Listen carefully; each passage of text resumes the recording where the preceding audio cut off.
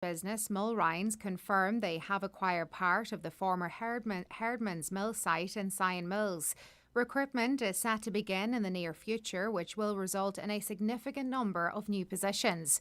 It's part of Phase 1 of ambitious plans by Mulrines to expand their capacity by establishing a manufacturing plant in the village.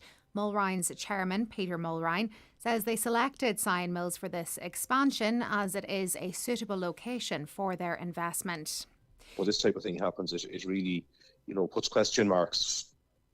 Gardaí are continuing to investigate if there was a homophobic motive behind the murders of two men in Sligo town.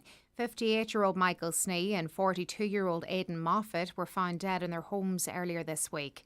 Mr. Moffat's body was mutilated and the other victim also had a very violent death. Gardaí are also examining if there is a link to a third attack in the town last Friday where a man sustained serious eye injuries. Sinn Féin's Justice and Equality spokesperson Martin Kenny is a TD for Sligo. He says it's deeply disappointing if the murders were homophobic related. Well, this type of thing happens, it really, puts question marks as to how far forward we have moved. And I certainly would be of the view that this is a very isolated incident, that it's not something that is common, thank God. But at the same time, it does make very clear to us that we have a situation where there are a tiny minority of people who would behave in the most terrible way toward difference, and that is wrong. Simon Coveney is today visiting the scenes of some of the atrocities in the war in Ukraine. The Foreign Affairs Minister is in Kyiv, where he'll hold talks with senior Ukrainian politicians.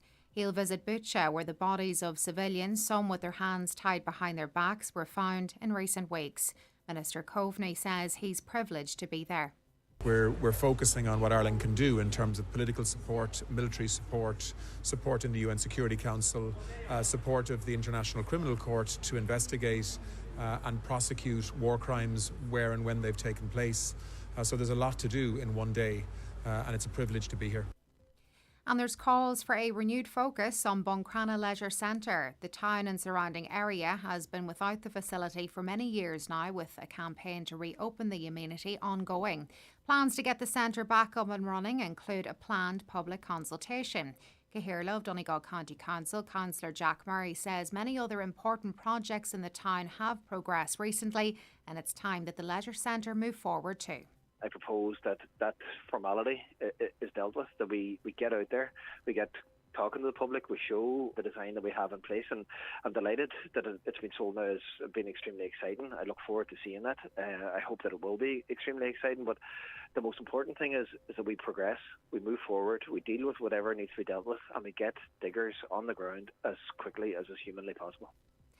A dull and damp day today with scattered outbreaks of rain and drizzle, highest temperatures of 12 or 13 degrees.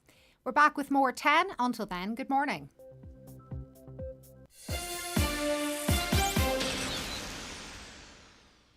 I like ancient oak forest green, though the tones of creekside fern really complement our vision for the bathroom. But we've got a bit of a wild card, rustic pine needle, which is a bit edgier.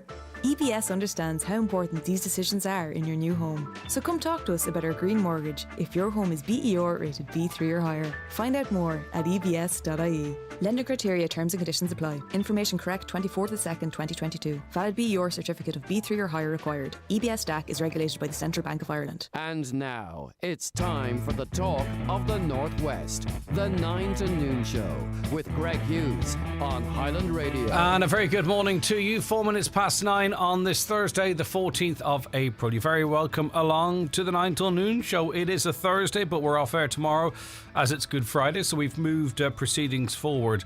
Later on, between 11 and 12, Micheal and Fionnuala will be joining us to talk all things entertainment and maybe give you some ideas what to do, what to watch over the Easter period. We want you involved in that as well. But we kick off this morning with a review of the week in news. And we welcome our guests now. We say good morning first to Fine Gael Councillor Martin Harley. Good morning to you, Martin. Thanks for joining us today.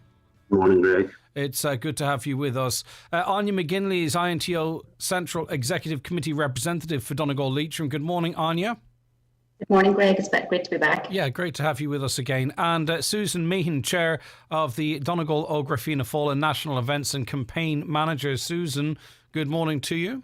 Morning, Greg. Thanks for having me. And I think we're welcoming you onto this item for the first time. Yes. Okay, so good to have you with us. All right. We want you to get involved with the conversation at work or at home or in the car or wherever you are, and when it's safe to do so, of course. You can WhatsApp and text 086 60 25000, 086 60 25000, or call 07491 25000. And if you want to watch the programme, you can go to our website, highlandradio.com, watch in browser there at the link, or go straight to YouTube, Highland Radio Ireland, or on Facebook, Highland Radio. Now, as we've heard in the news, Gardaí investigating the murders of Micheal Snee and Aidan Moffat in Sligo town this week are believed to be examining the online dating history of a suspect in custody. A man in his 20s was arrested yesterday morning on suspicion of murder. Although two separate murder investigations are underway, there is a strong line of inquiry that they are linked, and Gardaí are also investigating if there was a homophobic motive behind these two murders. There was at least one other attack on an individual in the area, and we've seen attacks seemingly homophobically motivated in other parts of the country too. Anya McGinley, this is shocking altogether for everyone, but I think particularly for those in the LGBTQ community. It is indeed, Greg. Shocking news to find one person in this form, but then of course the second murder, and then as you said there, the possibility of a third attack related to it as well. It's absolutely shocking. And I suppose during the pandemic, a lot of people resorted to online dating as a way of meeting people, because we weren't allowed to be out and about, and the places where people usually socialise weren't open. It really is it's tragic, and it's a sad sign if that's the way people are going now with regards to the LGBT community. They have a right to be happy as much as everybody else does. Yeah, but unfortunately, it seems to be not at this level, but in terms of language, verbal assaults in the street, and physical assaults, as I say, not at this level. An increase, at least it's being reported as such. Are we becoming a less tolerant society? I mean, it's a real big problem. I'm really disappointed to see as of yet, and if there are any organised out there, please let me know, of vigils being, say, for instance, organised in Donegal. Firstly, to honour these two gentlemen, but also to show that this is not acceptable. We saw the same with another recent murder, of course, where that did happen, but it doesn't seem to be happening on the same scale for these murders. We need to, as a society, send the message that this is completely unacceptable. And maybe this could be a catalyst for us to, I don't know, to have a broader conversation. I definitely think so, Greg. And as you said, there's been a vigil organised for Sligo, but I certainly haven't heard one in Donegal yet. But this absolutely has to stop. It's crazy. And I mean, in fairness, the LGBT plus community are becoming more vocal on issues, and rightly so. And I just think this is a very sad state of affairs, and this is on the rise in our country. Yeah, what's your view, Susan, at Meehan? I mean, obviously we're all deeply shocked and saddened, but more broadly speaking, as to what we've been talking about so far. Yeah, I think it's shocking. I think not alone as a county, but as a whole nation, we've made so much progress over the last 5 to 10 years. There's been more awareness about LGBTQ and all this. I feel like in the last fortnight alone, we've gone back 5 years, and I think we need to rein this back in, and there needs to be more awareness, and something has to be done about it. Yeah, and it's the tone of conversation, though, just for me, that I've noticed over the last 2, 3, 4 years, that there's, I don't know, I presume there's always been intolerant people out there, but the space is there where people feel that they can say really quite horrific things. That has to contribute to sort of harnessing a situation whereby somehow someone might feel that they're, that this is acceptable behaviour. Clearly it's not, but do you understand the question? I do, but I think that comes down to each individual to call that out, Greg. I think if somebody hears somebody saying something that's completely inappropriate or homophobic or whatever the case may be, they need to be called out. They need to be stopped and said, that's not acceptable. That could be an aunt, an uncle, a cousin. I think it needs to be called out, and even sanctions put in place for people that speak derogatory of them. Yeah, what's your view, Martin Harley? Yeah, I think it's my heart goes out to the families of Aidan Moffat's family and Michael Snee's family and what they're going through. And it's I think Susan really hit the nail on the head there, is to say that people need to be called out when, because it still goes on. Like, let's not brush under the carpet. We still hear it, and at times in the workplace and the society, and hasn't. We have come a long way, as Anya and Susan have said, but we still have a lot to learn, and we still have a lot to teach the people of the country as to how to. These people deserve the same rights as everyone else. I think it's happening all the time, and it's happened at different events, and it's sad. Even we talk about these two people, but it's sad as a country we are at the minute, because four people have been murdered over the last 48 hours in Ireland, and it seems to be that we just we look at the articles and we move on to the next article. It's not as if we don't see it. It seems to be a common feature of the country at the moment, and it's very sad under different circumstances that life is treated so lightly. That's the way you could look at it, very lightly. So that's my view on it. I feel, Greg, it just put me in mind. It didn't put me in mind of, but like when the awful murder of Aisling Murphy took place, political parties organised vigils. They got involved in that. It wasn't just women that spoke out. We spoke out as a united community. I don't think we can leave this up to the LGBTQ community. This is something that requires a response from everyone, regardless of who they are in any way, shape or form. But I'm not really seeing that, unfortunately. Yeah, I know what you're saying on Aisling Murphy's murder.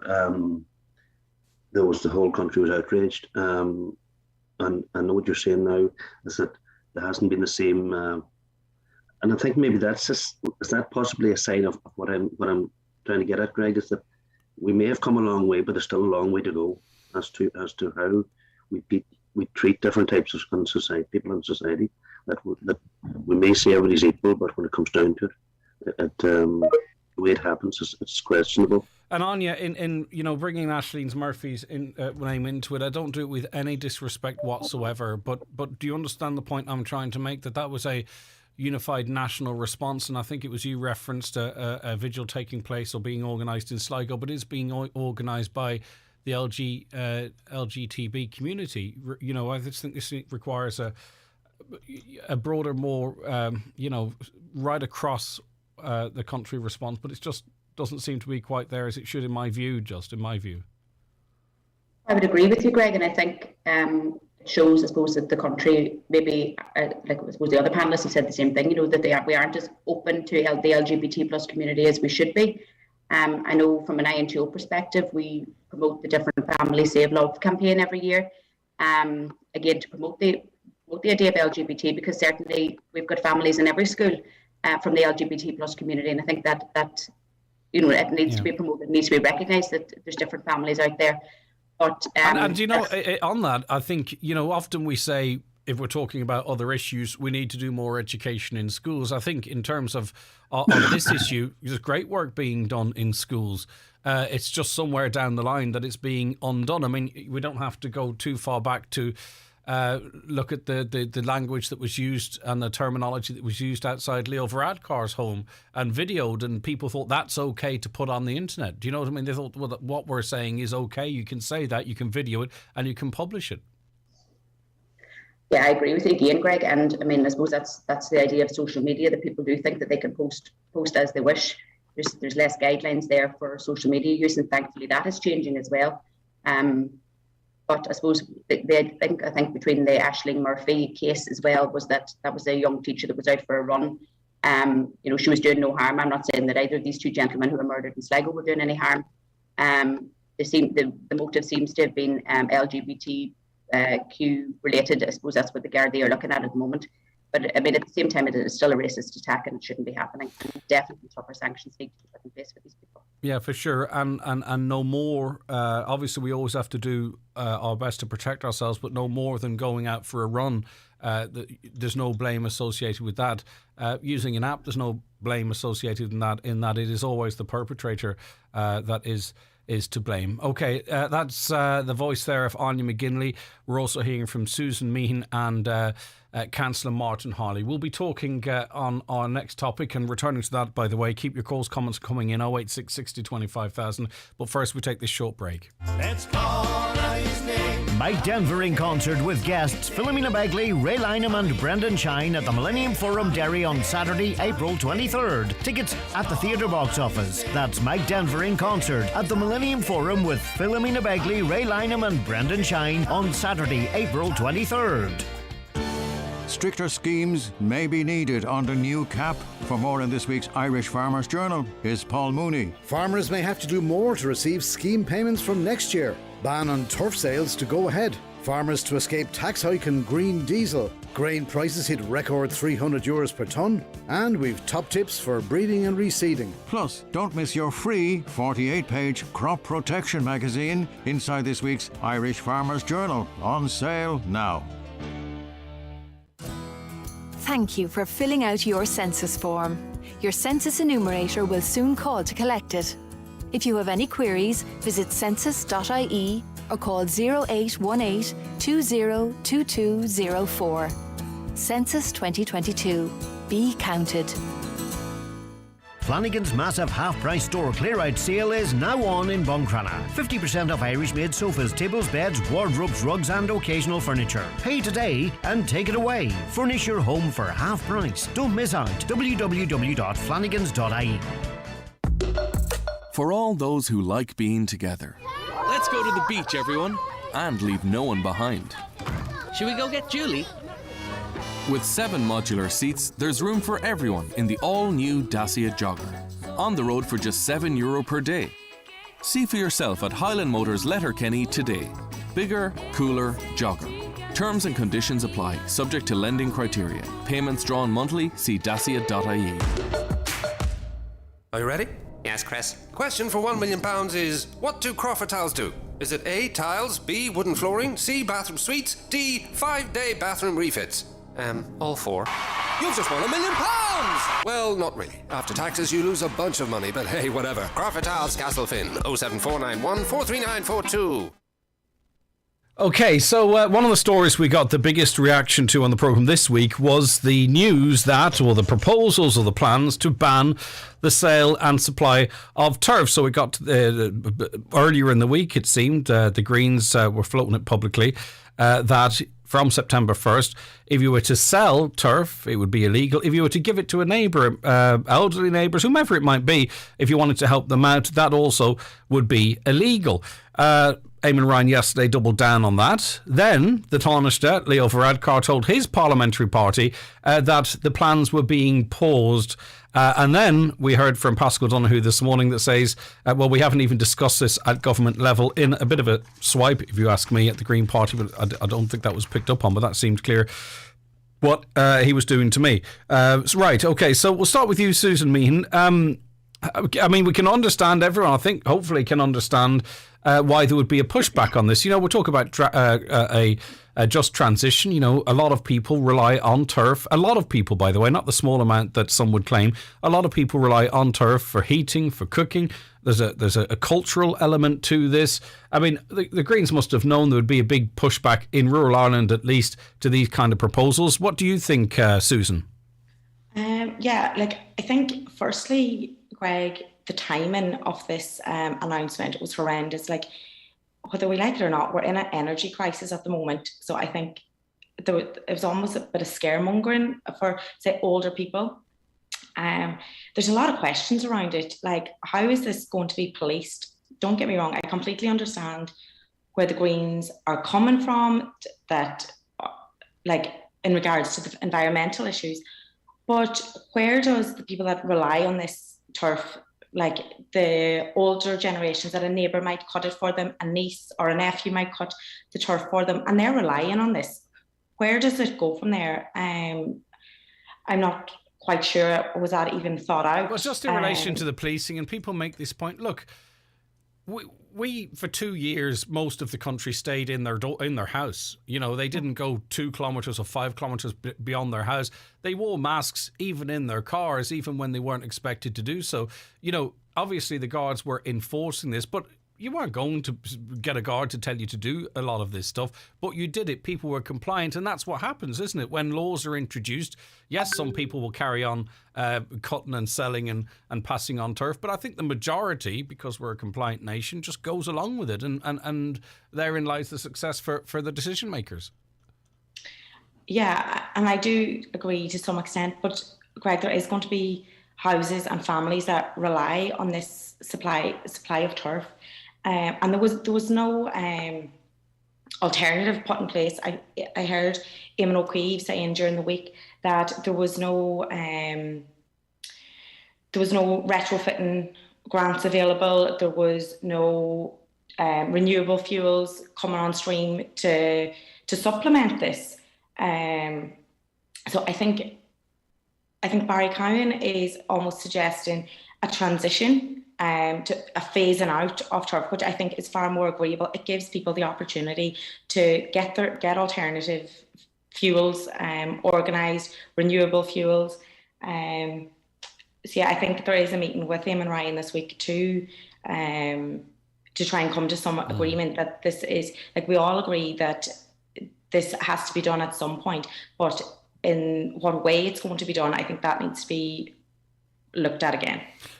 This points to me, Councillor Martin Harley, as more poor communication amongst the government partners. You've got the Greens perhaps jumping the gun in stating their intentions before those intentions were taken to government, and now you've got Leo Varadkar. Maybe you could say giving Eamon Ryan a bit of a public dressing down in stating that these plans were being paused, and once again we're in the middle, being treated like we don't have an opinion and we don't really matter.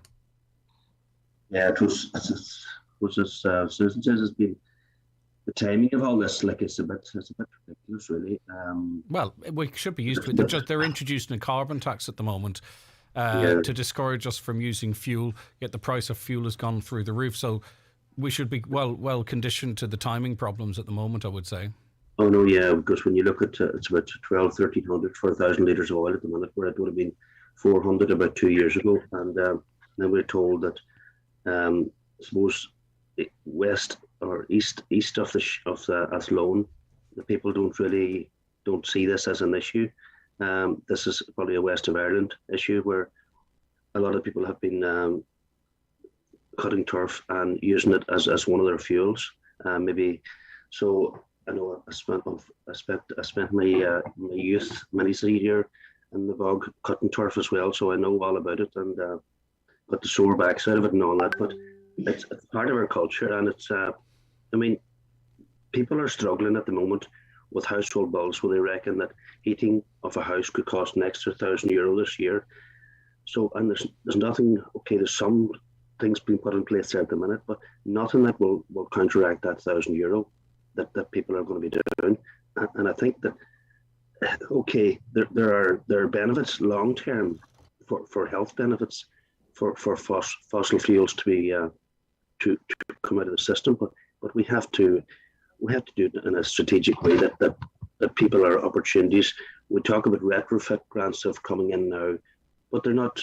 There's only been 2 companies in Ireland that have been allowed to tender for this work. But listen, I think you know, like, I hear retrofit grants and it sounds like gobbledygook to me. The majority of us can't afford the our contribution to it. It's pie in the sky. And then you speak to people within the industry and they say, look, at pumping your walls and your ceilings with insulation in and of itself has no material impact really on fuel bills. It goes out through your windows, out through your doors. You have to do the whole house if you're going to do it. And the amount of houses that need to be done and the amount of people available to do it, it's simply impractical. Exactly, that's what I'm saying. There's not enough contractors out there to do all the work. And I was looking at a list. Somebody sent me a list of all the things that need to be done. There's something like 15 different things that you need to do in your house to bring your house up to a B1 rating. And that's, but this is going to take years to do.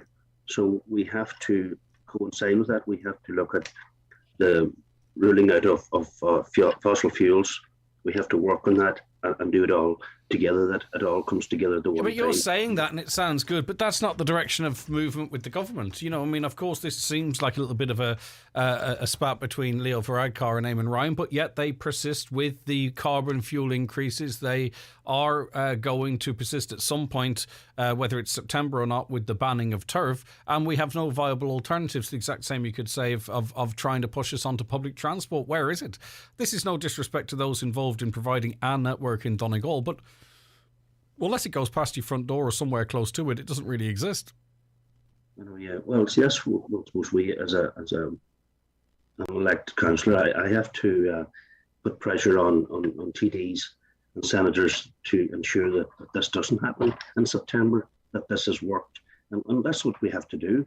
It's not a case of jumping up and down against the Green Party or like that there. We have to do it in a constructive way, as I was saying, over the next number of years, with retrofit and the cutting out of all the fossil fuels out of our society. So we have to be constructive in it, and that's the way I feel about it. Yeah. Okay. Anya McGinley, INTO Central Executive Committee representative for Donegal Leitrim. I mean, we should be used to it, and this is it is a political comment, but it's not intended as such. I have no political allegiance anywhere, but we should be used to this level of, you know, different messaging coming from government. We're the last to know.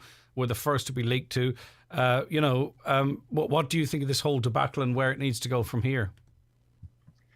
I think what the panelists have said there is right, that a gradual change is necessary rather than an outright ban with a date set in sight, because I think really what the straw that broke the camel's back with all of this was telling people that they won't be able to gift it to their friends and neighbours. And Irish people are known for helping their friends and neighbours, and they're proud of that. And I think it's part of who we are as a nation. Look, we're aware of a huge climate crisis, but the timing of this is horrendous with the fact that the costs are soaring at the minute. And it is hard to agree with it whenever other countries aren't following suit.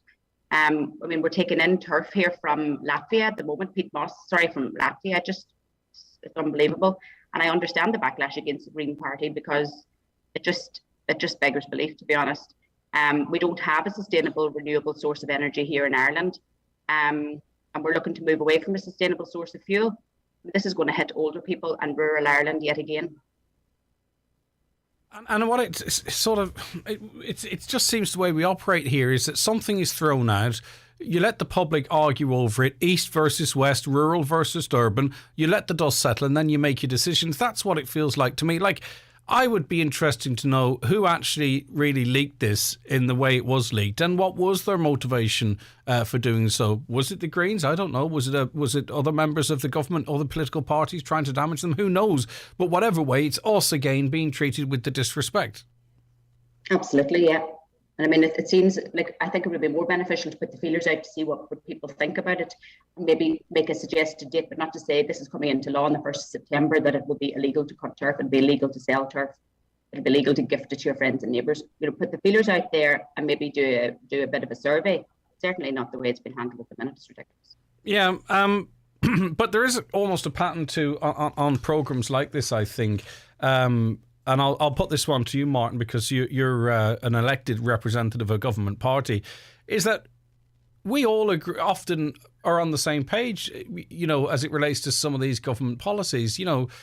Councillors, even backbench TDs, maybe ministers have to hold the line. But we're always sort of going, no, you couldn't do this, or that's wrong. No one defends it, and yet on and on it rolls. It's really quite peculiar. And we're going to be talking about the Tony Holohan scandal as well. People, when we discussed that, everyone thought this is terrible, it's an absolute shock, but yet it continues and there's no accountability. What is wrong with Irish politics and its disconnect seemingly with pretty much everyone except permanent government and ministers? I suppose you talked there about who leaks these things. I suppose it's no matter who's in government, I suppose there's always somebody there that's trying to get a leg up and get further ahead, and if it damages some other party, then they feel that's a benefit to themselves. So that goes on, probably goes on in every country. We see that all the time. Because let's not forget too, Leo Varadkar, right, the official line this came from, and it's not official at all, was he told parliamentary party members at a meeting, which is supposed to be confidential, but he must have said it in knowing that it would be leaked. Like, why not issue a press release and say that it is our view that this should be paused? Like, even that decision, Leo Varadkar should have spoken to the people rather than knowingly tell a group of his backbenchers that would leak it to the media. Yeah, I suppose at a time, maybe during interviews for different things, what the original topic may have been, this may come into the mix, and he's asked a question, and he says that he comes out with an answer, and I'm sure that's all party leaders and all deputies and anybody that say is up there. Talk about Paschal Donohoe came out this morning.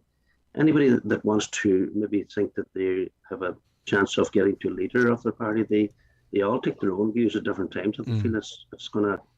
Did you hear Paschal Donohoe this morning? Did you? I didn't hear it. No. Right, okay, that's okay. No, it's just I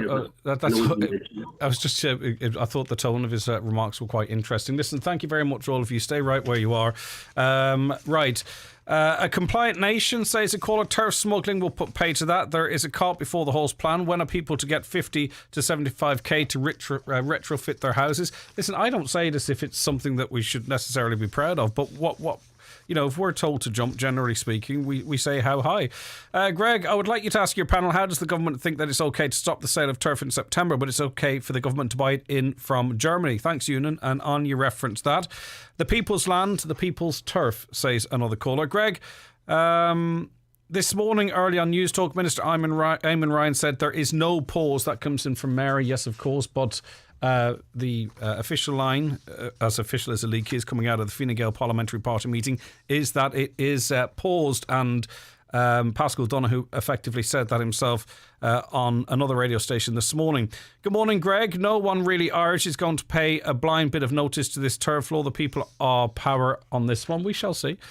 Right, okay. We'll be back with more from our panel and more of your comments after we take these messages. Tá éit a chudí rio le daoine eile. Tá cuidú a tastal ón Ukraine inis, agus an éit sin faoi réir le foiilte mhór a chur a bhuaite na Ukraine, agus chun taú láisin a chaithí fannacht ina né. Tá agriachtaí men commerceidin héireann take le chéile chun taú le caranis in Sligo agus in Ukraine.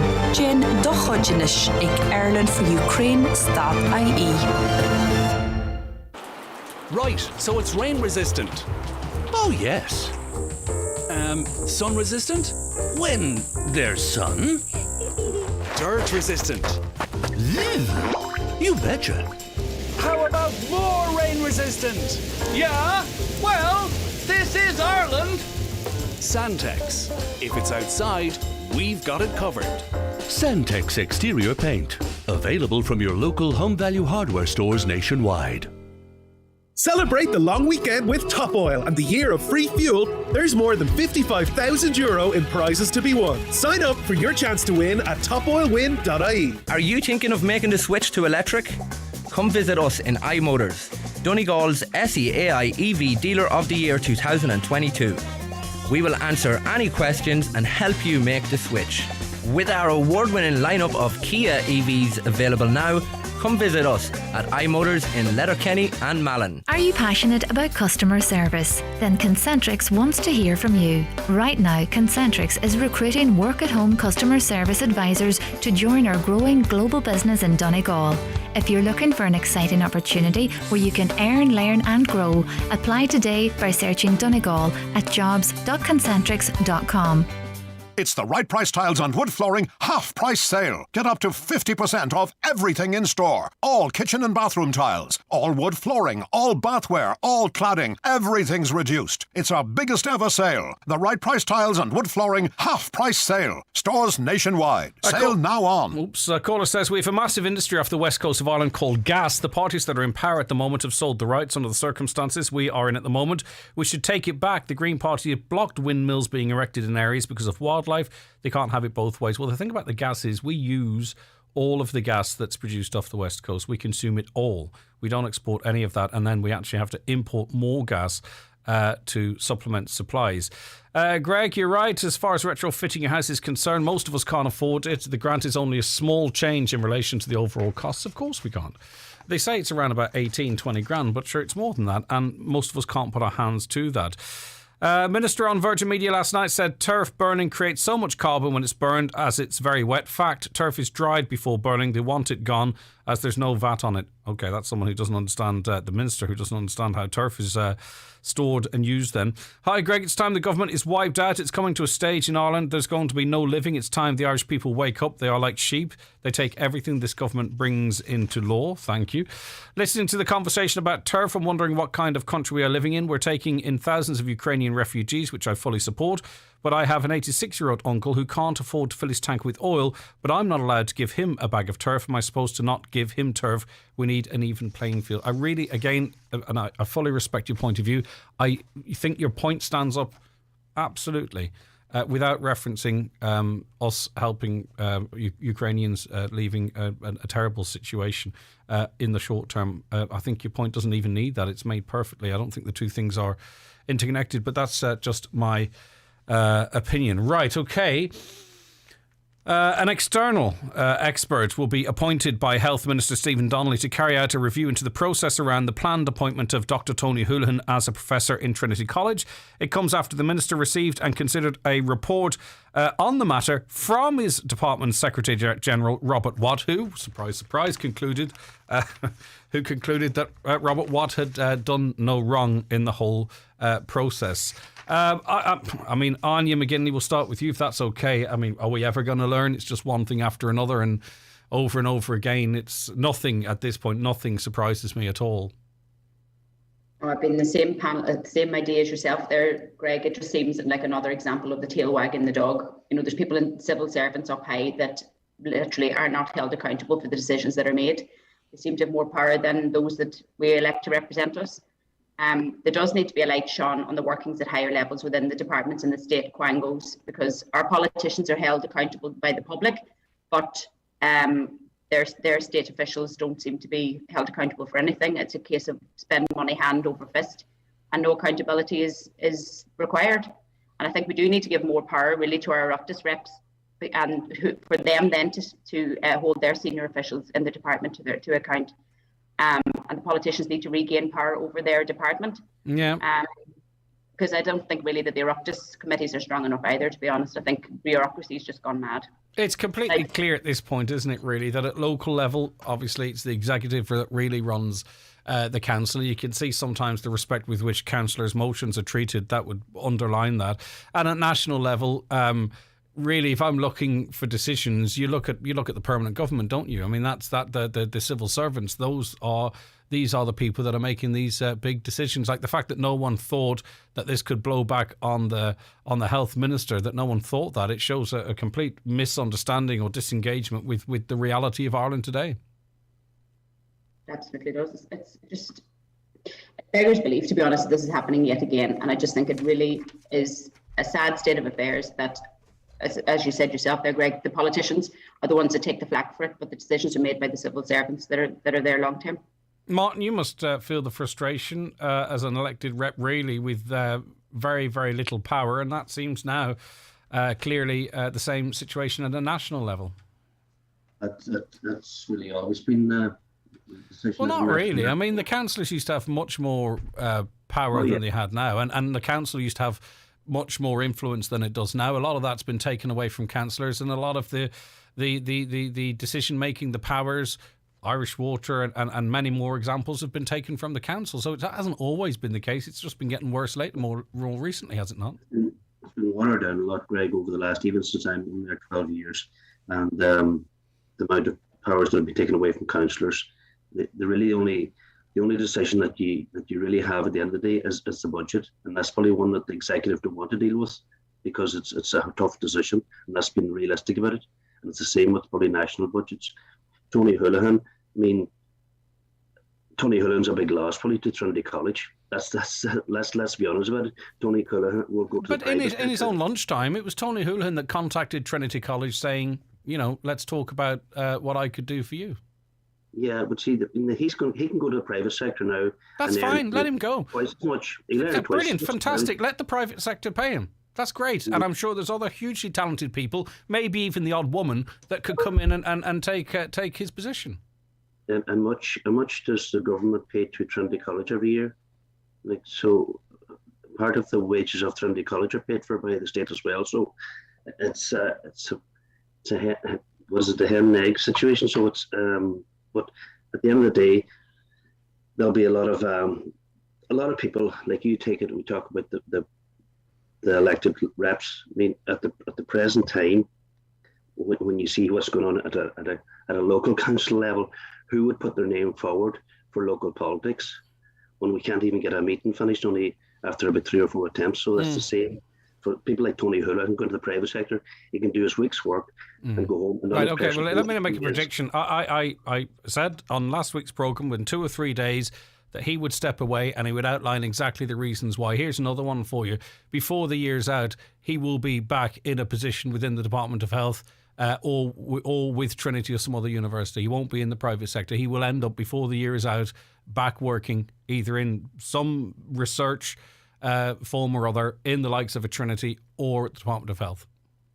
Well, that's very possible, Greg. I mean, because the time off and everything else that will go with it will probably outweigh the pressures of the private sector. So it's as I know myself in business, there's nothing very handy but in the private sector. So it's there's no guarantees for the following year. Yeah, Susan, maybe people wonder why there's such low turnouts at general elections or council elections, really, and this is the kind of mess that causes that, because people really, they go out and vote because Martin's a nice fella or whomever it might be. I don't think people are being voted in now really because anyone believes they'll affect any change. I could be wrong, but I mean, these are the type of stories that mean the next general election will probably have a turnout of less than 50%. Yeah, no, I absolutely agree. I think in terms of local elections, as you say, people are voting for the person, but when it comes to a general election, it is scandals like this and again, like we were in this situation a couple of months ago with Catherine Sponey. Like, it's over and over again. It's the same thing.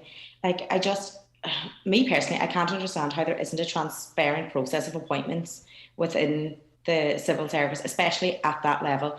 I think there was no from what I've read, there was no ministerial involvement, and I to me that just baffles me. I don't know how an appointment like this big could go through that Stephen Donnelly wasn't aware of. But I think it's important to remember too, though, that Stephen Donnelly, even though he only found about this 2 weeks ago, he went on to national radio to make a very strong case as to why this is a good idea, while we, the Irish people, should be grateful for Tony Holohan moving from his position to Trinity. So whilst he might not have been involved in the decision making and might have heard about it late, he liked the idea because he went on national radio to sell it. Yeah, but part of me agrees with him, as in I think Tony Holohan would have been a great advantage to the Irish people if he was in that position. How do we know? We say that. How do we know? We don't even know what his role was. We don't even know what head up research for dealing with future pandemics. Doing what? Who with? Do you know what I mean? We presume that it would have been good, but at 2 million over 10 years, how do we know that it wouldn't be blocking future people coming through that would be even better at research? I think we need to sort of break that mindset that, we need to hold on to him. Maybe we do, but open it up to a competition and let's see if he's the best qualified. Yeah, no, absolutely. And I think Trinity did come out and say that it wasn't up to any individual to appoint anybody, that Trinity themselves wanted to run an interview process like any other position would be advertised for.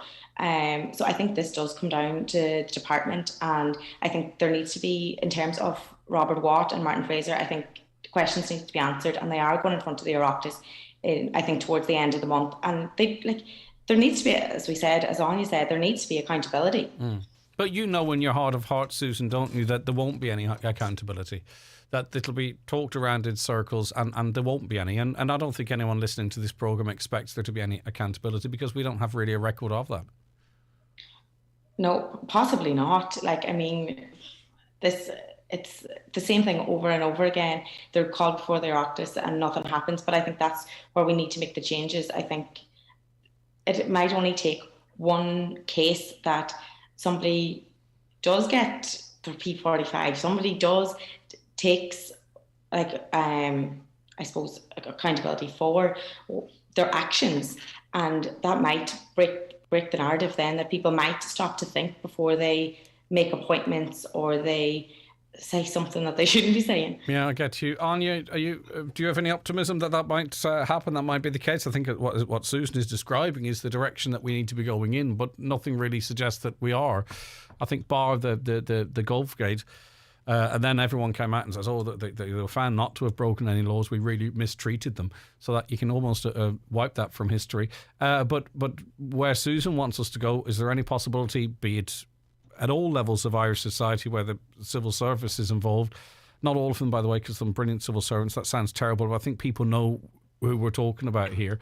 Is there any hope that what Susan wants could ever happen, Anya, in your view? It's going to take a massive change for that to happen, but certainly they do need to be held accountable. I mean, if you think of a normal workplace where somebody working there decides to appoint somebody else to a position of authority and doesn't put it through the management, they'd be removed from office. It's as simple as that. And I think this is what's going to take. But yeah, it's going to be a massive move to actually make it actually happen. We're talking about time and time and time again, and no changes happen. But I think it's not okay to just assume that, this always happens in Ireland. I think we actually have to see change, but we have to see people daring enough to make that change as well.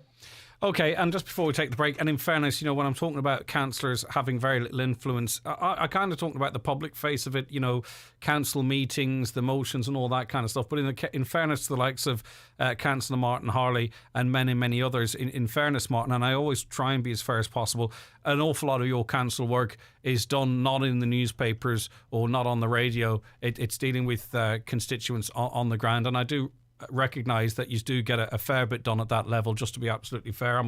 I was really referencing the whole council meeting engagement with the executive side of things. No, I understand totally, Greg. I know where you're coming from. I know you've attended many of the council meeting and the motions are there. God, I missed them. And you don't see my name in the Zoom calls now, just up in the top left corner. You don't even put on the picture anymore. I do. No, I actually do. I still actually do watch quite a few of them. But yeah, I see I get the frustration from councillors as well. So you know what I mean? No. It's like I was there last night at 10 o'clock last night, for people to try and help people out. So I mean, and I love that part of it. And I don't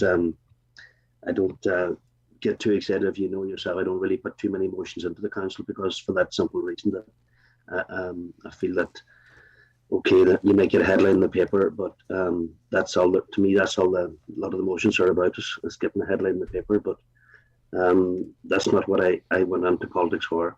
I went into politics to try and help people and try and help the community, and that's what I intend to do as long as I'm there and as long as people want me to be there. Well, you'll be judged on that at the next election, and that's where it all counts, doesn't it? Listen, thank you for that. We'll be back with more from our panel. You've just heard from Fine Gael Councillor Martin Harley. Susan Meehan, Chair of Donegal Ógra Fianna Fáil and National Events and Campaign Manager, is joining us for the first time on the Friday panel on a Thursday. And also great to have Anya McGinley, INTO Central Executive Committee Representative for Donegal Leitrim, back on the show. We're going to get more from them after these. At McGee's.ie, you can create gallery quality art on canvas from your favourite photo, direct from your phone, laptop or PC. Simply upload your favourite photo and have it printed on canvas, transformed into gallery quality art for as little as $44.95. Delivered to your door, ready to hang. Big pics, small prices. At McGee's.ie. Do you need a little extra help staying in your home? At Bluebird Care, we offer a wide variety of QMark-approved personalised home care services across Donegal. And our fully trained and committed staff will always meet your care needs with kindness, compassion and dignity.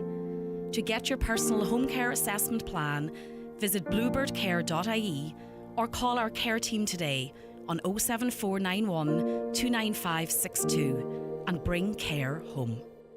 The Easter Sunday Drumbo commemoration in Donegal will take place on Sunday, April the 17th. Assemble from 3 p.m. at Johnson Corner in Stranorlar. Main speaker is John Finucane MP and will be chaired by Melissa McHugh. Begilin. On the farm, if you need some machinery parts, contact Tinney's Agri Spares in Letterkenny. Specialists in parts for Sammy, Lamborghini, John Deere and Zetter. Also stocking a full range of service and wearing parts for Kuhn balers and mowers, and a full range of agricultural lubricants at unbeatable prices. On the farm, get it sorted at Tinney's Agri Spares, Leck Road, Letterkenny. Call 91222374. Sun soak for less. This summer with TUI. Savings on holidays during May. Holiday sorted. TUI. Live happy. Kilcar GAA will hold their weekly online bingo again this Sunday at 8 p.m. The jackpot now stands at €10,000. Weekly guaranteed prizes of €1,400 every Sunday. For more details, visit the website kilcargaa.com.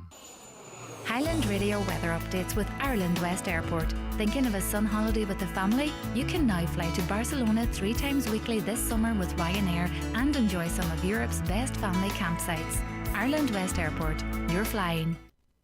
Okay, so today, a dull and damp day today with scattered outbreaks of rain and drizzle. Highest temperatures of 12 to 13 degrees in moderate southerly breezes. Right, we were speaking to the author of a new book earlier in the week. It's a beautiful book. It's directed towards children and it is being released with a view to encouraging the use of the Irish national anthem. It's got all the pictures and a bit of history and explanation and the anthem in Irish with the sort of the phonetical pronunciation underneath and it in English, and it sort of prompted a conversation as to how many of us actually know the national anthem. And conservatively, I think around about 10 or 20%. Rachel suggested in her research that is the case.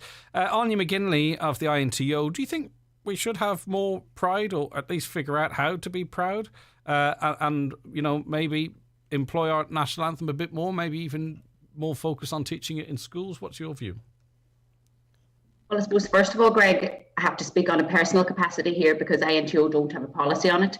Our national anthem is taught in primary schools and it is used by many, and I suppose some more regularly than others. I think we definitely should be proud of our national anthem, and it shouldn't be used to symbolise politics, but rather our culture and identity. Like I know in American schools, they sing the anthem every morning and they raise their flag every day. And I suppose in Ireland, it's done more regularly in primary schools, maybe at the centenary of the Rising, but probably less so now, maybe due to an overloaded curriculum. And also because less schools gather together in the mornings as a whole school since the pandemic, because we're trying to keep people apart. During the pandemic, Greg, schools weren't allowed to sing even outdoors. Yeah, and it's only recently that ban has been lifted and we are allowed to sing indoors again. Look, it is up to every board of management to run their school as they see fit. They know what works and what doesn't work. But I think as well, we need to be mindful of the role that schools play. And schools teach the history of Ireland as part of the curriculum, as well as SPHE and civic history. And look, schools are microcosms in the locality of indeed the wider state. And as I said, INTO don't have a policy on this. Our policy is guided by Congress every year, and ours is actually going to begin on Monday. Down in Killarney in the INEC. All right. Are you going down? I am indeed, yeah. Of course, I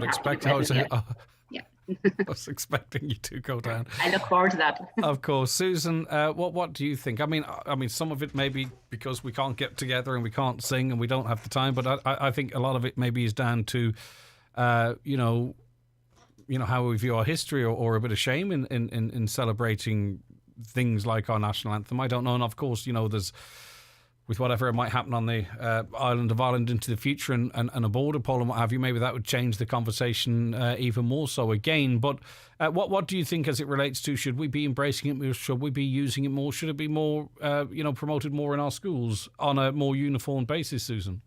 Yeah, absolutely. I'm a teacher myself and I always like to promote it. I think it's instilling in children of who we are.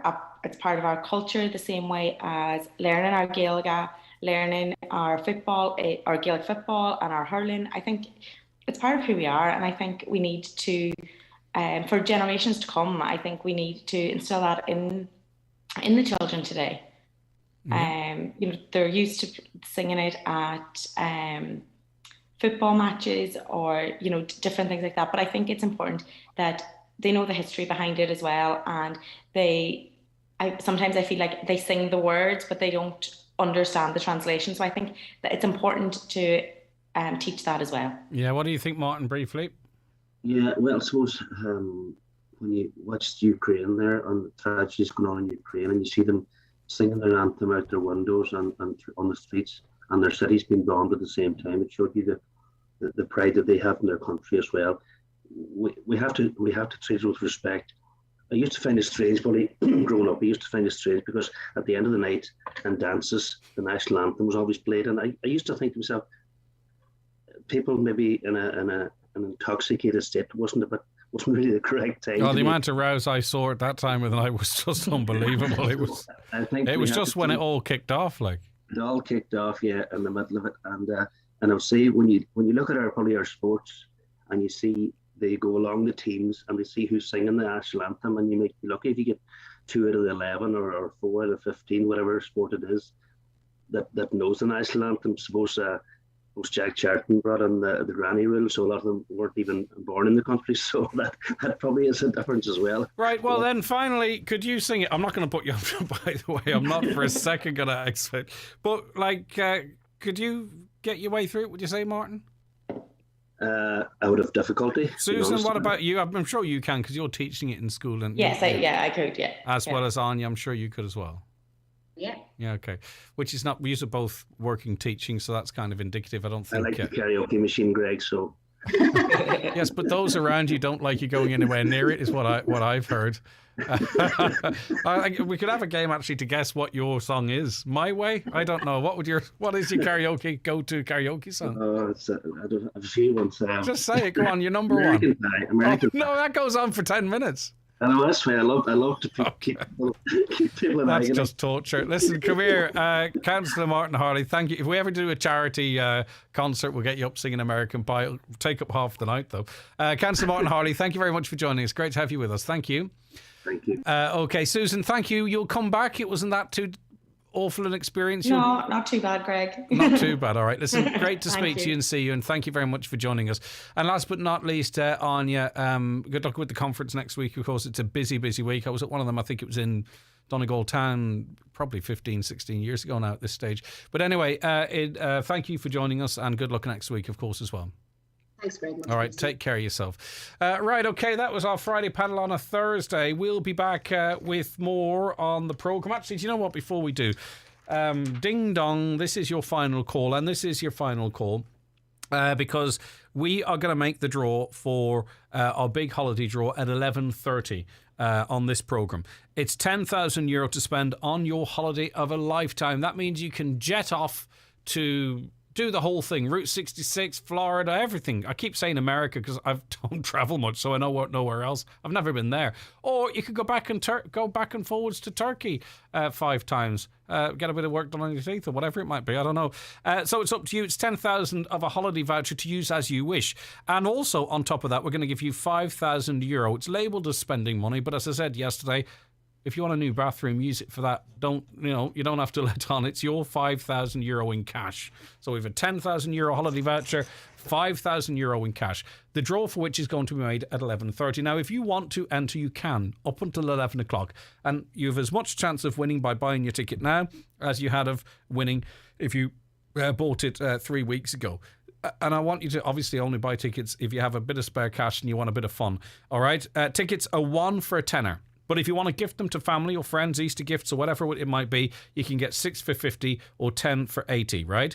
Now, if you want to, go on to our website, highlandradio.com, you can buy your tickets there. But I'm very conscious of the fact that some people maybe have a distrust of doing online transactions or don't have access to the internet or whatever it might be. So if you want to ring us now to be involved in the competition, and it literally is a case that you buy your ticket, the number is put into the draw drum because I see it happening.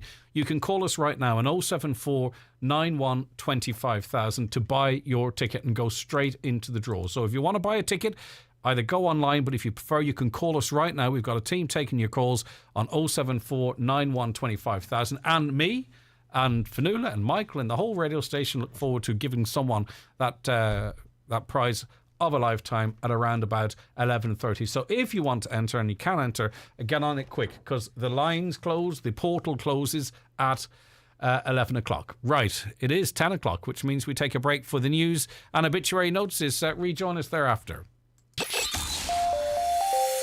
Live, on air, online and on the Highland Radio app. This is Highland Radio News.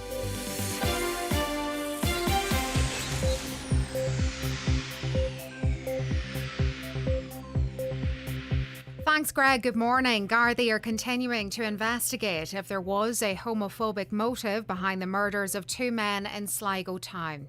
58-year-old Michael Snee and 42-year-old Aidan Moffat were found dead in their homes earlier this week. Mr. Moffat's body was mutilated and the other victim also had a very violent death. Gardaí are also examining if there is a link to a third attack in the town last Friday where a man sustained serious eye injuries. The Taoiseach, Leo Varadkar, has appealed to anyone with information that they have about possible homophobic attacks to pass it on to the Gardaí. The LGBT community is very worried about what this represents, and would of course encourage anyone to pass on any information they have to the Gardaí, even if they don't think it's particularly relevant. Do pass it on. But it is kind of scary. You know, Ireland is a welcoming country for gay, lesbian, bisexual, transgender people in the main. It is a safe country in which to be a gay person, but I think a lot of us had hoped that we'd seen these kind of attacks behind us. A jobs boost is on the way to West Tyrone after Donegal-based fruit juice business Mull Rhynes confirmed they have acquired part of the former Herdman's Mill site in Sion Mills. Recruitment is set to begin in the near future, which will result in a significant number of new positions. It's part of phase 1 of ambitious plans by Mull Rhynes to expand their capacity by establishing a manufacturing plant in the village. West Tyrone MLA Daniel McCrossan says it's hugely positive for the area. This is a hugely welcome boost, not just because of this significant investment by Mull Rhynes, which is a fantastic company that employs a huge amount of local people from the wider Sion Mills and Strabane area, but also because it addresses a historical issue on a site in the Sion Mills area that has been derelict for over 20 years. This is a really good news story all round, and I am very, very certain there is much, much more to come. Simon Coveney is today visiting the scenes of some of the atrocities of the war in Ukraine. The Foreign Affairs Minister is in Kyiv, where he'll hold talks with senior Ukrainian politicians. He'll visit Bucha, where the bodies of civilians, some with their hands tied behind their backs, were found in recent weeks. Minister Coveney says he's privileged to be there. We're focusing on what Ireland can do in terms of political support, military support, support in the UN Security Council, support of the International Criminal Court to investigate and prosecute war crimes where and when they've taken place. So there's a lot to do in one day, and it's a privilege to be here. The Health Minister is appointing an external expert to review Dr Tony Houlihan's planned secondment to Trinity College. Stephen Donnelly says there are lessons to be learned from the controversy. The outgoing Chief Medical Officer abandoned the role following a backlash over his €187,000 salary, which would have been paid by the state. A report by the Secretary-General of the Department of Health, Robin Watt, was published last night in which he defended his role in the appointment. But Sinn Féin's health spokesperson, David Cullinan, says the external review is needed. So the first thing that needs to happen is that the review process is put in place, that a person is appointed to oversee that review. Obviously, that person has to be given the terms of reference, and I think there has to be a time frame attached to all of that. So we need to establish the facts very, very quickly. I think an external review is needed because I'm not satisfied with the report which has been presented to government by the head of the department. The Environment Minister is denying he's at odds with the Taoiseach over a ban on the sale of turf. The Fine Gael leader said last night that the ban, due to come into force in September, will be paused because of the current energy crisis. Leo Varadkar told his parliamentary party meeting that telling those who cut turf that they now can't was like telling the French they couldn't drink wine. However, Eamon Ryan says he'll work with his government colleagues to find a solution, but the measure won't be paused. No, there's not a pause. Listen, that was a comment to a Fine Gael parliamentary party meeting, which is not a public meeting. I think we could obsess about who said what in parliamentary party meetings. We will work together to make sure the regulations work. And there's calls for a renewed focus on Buncrana Leisure Centre. The town and surrounding area has been without a facility for many years now, with a campaign to reopen the amenity ongoing. Plans to get the centre back up and running include a planned public consultation.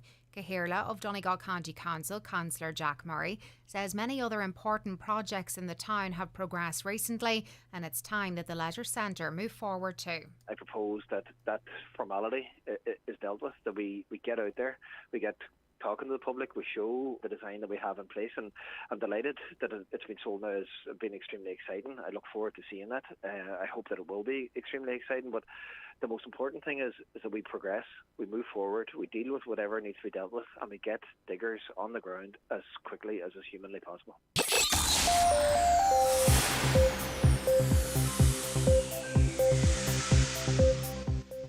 Weather now, a dull and damp day today with scattered outbreaks of rain and drizzle, highest temperatures of 12 or 13 degrees.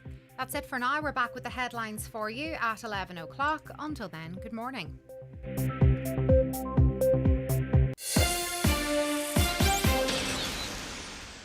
The obituary notices for Thursday morning, the 14th of April. The death has taken place of Ben McFadden, Ards, Creasla. His remains will repose at his late residence from 6 o'clock this evening. Funeral Mass on Easter Sunday at 1 o'clock in St Michael's Church, Creasla, with burial afterwards in Doe Cemetery. The Mass can be viewed live on mcnmedia.tv. Family time from 10 p.m. to 11 a.m. and on the morning of the funeral. Family flowers only, please. Donations, if desired, to Creasla Community Association, care of any family member, or James Harkin, Funeral Director. The death has taken place of Eamon Jordan, Thor, Crawley, and formerly of County Armagh. His remains will repose at his home in Thor from 3 o'clock this afternoon. House private to family and close friends. Funeral service in St Patrick's Church, Meanawheel, Crawley at 11 o'clock on Saturday morning, with interment afterwards in Maharagallen Cemetery, Gidor.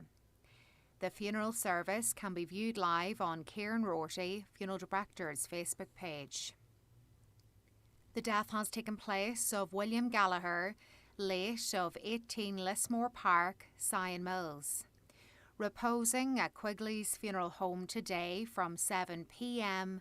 with removal at 8 p.m. to St Teresa's Church, Sion Mills. Funeral service tomorrow morning at 10 o'clock with interment afterwards in the adjoining cemetery. Donations in lieu of flowers, please, to Trocra, care of Quigley Funeral Directors. The funeral service can be viewed live via the parish webcam.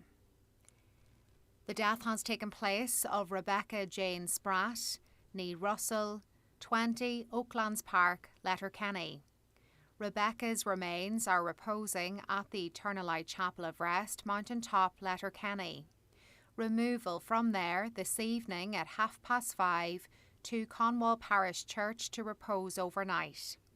Service of thanksgiving for the life of Rebecca will take place tomorrow morning at 11:30, followed by burial in Gortley Cemetery. Family flowers only, donations to the Irish Heart Foundation or Conwall Parish Church, care of any family member. The funeral service can be viewed on Charlie McClafferty, Funeral Director's Facebook page. The death has occurred of Eamon Kavanagh, Knockalla, Ludden, Buncrana. His remains are reposing at his late residence. Removal from there tomorrow morning at 10:15 to St Mary's Church, Cockhill for service at 11 o'clock, followed by interment in the adjoining cemetery. Family time, please, from 11 p.m. to 11 a.m. Donations may be given to Buncrana Community Hospital, care of any family member, or Murphy Funeral Directors. The death has taken place of Cahill Dunn, Doneamer Park, Dundrum, Dublin, and formerly Ballahadurg, Letterkenny. Cahill's remains will be reposing at the family home in Ballahadurg, Letterkenny, today from 2 until 8 o'clock and tomorrow from 11 a.m. to 8 p.m. Rosary both evenings at 8 p.m. with house private to family afterwards, please. Funeral from there at 11:15 on Saturday morning, going to St Eunan's Cathedral, Letterkenny, for 12 noon funeral liturgy, which can be viewed live on churchservices.tv. Interment afterwards in Conwall Cemetery. House private on the morning of the funeral, please. The death has occurred of Mary Frances Boyle, Winnie, Upper Belcrich, Kincashla. Her remains will be reposing in McGlynn's funeral home today from 4 o'clock, with removal at 6 o'clock, going to St Mary's Church, Kincashla, where she will repose overnight. Service tomorrow morning at 11 o'clock, with interment afterwards in Belcrich Cemetery. The death has taken place of Beth Casey, 54, Towncastle Road, Strabane, reposing at her brother Hughie's home, 52, Towncastle Road, Strabane. Funeral leaving her brother's home tomorrow at 9:20 for funeral service in St Joseph's Church, Glenmornan at 10 o'clock. Interment afterwards in the adjoining cemetery. The death has occurred of John McElhenney, Liscooley, Castlefin. His remains are reposing at his home this morning from 11 a.m. A funeral leaving his home tomorrow morning at 10:30 for 11 o'clock service in St Patrick's Church, Crossroads, Killygordon. Interment afterwards in the adjoining churchyard. The service will be streamed live via St Patrick's Church, Crossroads, Killygordon Facebook page. And the death has taken place of Anne Bradley, ní Tuirish, 290, Bomini, Letterkenny. Anne's remains are reposing at her late home. Funeral from there at 1:15 this afternoon, going to St Eunan's Cathedral, Letterkenny, for funeral liturgy at 2 o'clock, which can be viewed live on churchservices.tv. Interment afterwards in Conwall Cemetery. Family time, please, on the morning of the funeral.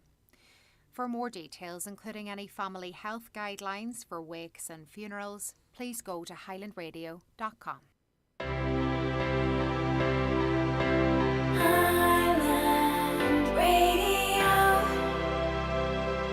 All right, you're very welcome back to the second hour of the 9 till noon show. It is a Thursday, but it's got a Friday feel to it. Micheal and Fionnuala will be joining us a little later on, and also we'll be doing the draw for the holiday. That's all between 11 and 12.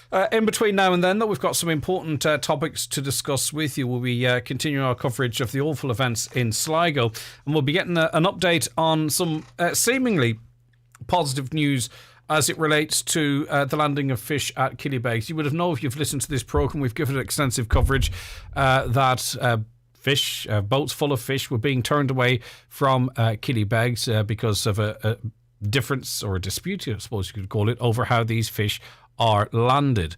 There seems to be light at the end of the tunnel, which is good news for the industry. It's very good news for seasonal workers, hopefully. And it's good news for processors and other people involved in the fishing industry, the wider Killybegs and South Donegal economy. There seems to be a break in that story, so we'll bring that to you as well. But to some of your comments before we take a break for the bingo numbers, if the politicians have power, if the politicians have no power, I presume you mean, what's their purpose apart from taking wages and expenses? Answers on a postcard. I'm being a wee bit facetious. I understand your question.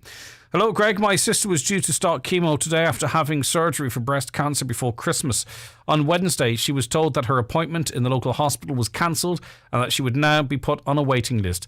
Can you ask our local and national politicians who are living in some kind of bubble if they intend making people at the hospital accountable for this situation? Okay, that sounds absolutely awful. Maybe it's something we could get some more information from you on and cover it in a bit more detail when we return next week, perhaps, because that's no one should have to go through that, and there must be more to it.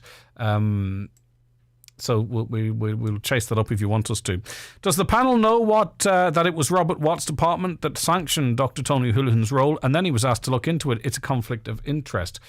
Yeah, we all fully aware that was referenced, of course, and it was referenced, and now there is an external inquiry into that. But it's just the way the system works. Ireland needs to leave the EU. As soon as we do, we will get rid of the Green Party. We need to realise that Ireland are hardly a dot on the global spam. Get rid of the EU and back to the country that Ireland can be. I think people, as I said on the programme yesterday, and just remember how politics works here, that the Green Party will probably continue with the same level of support after the next general election.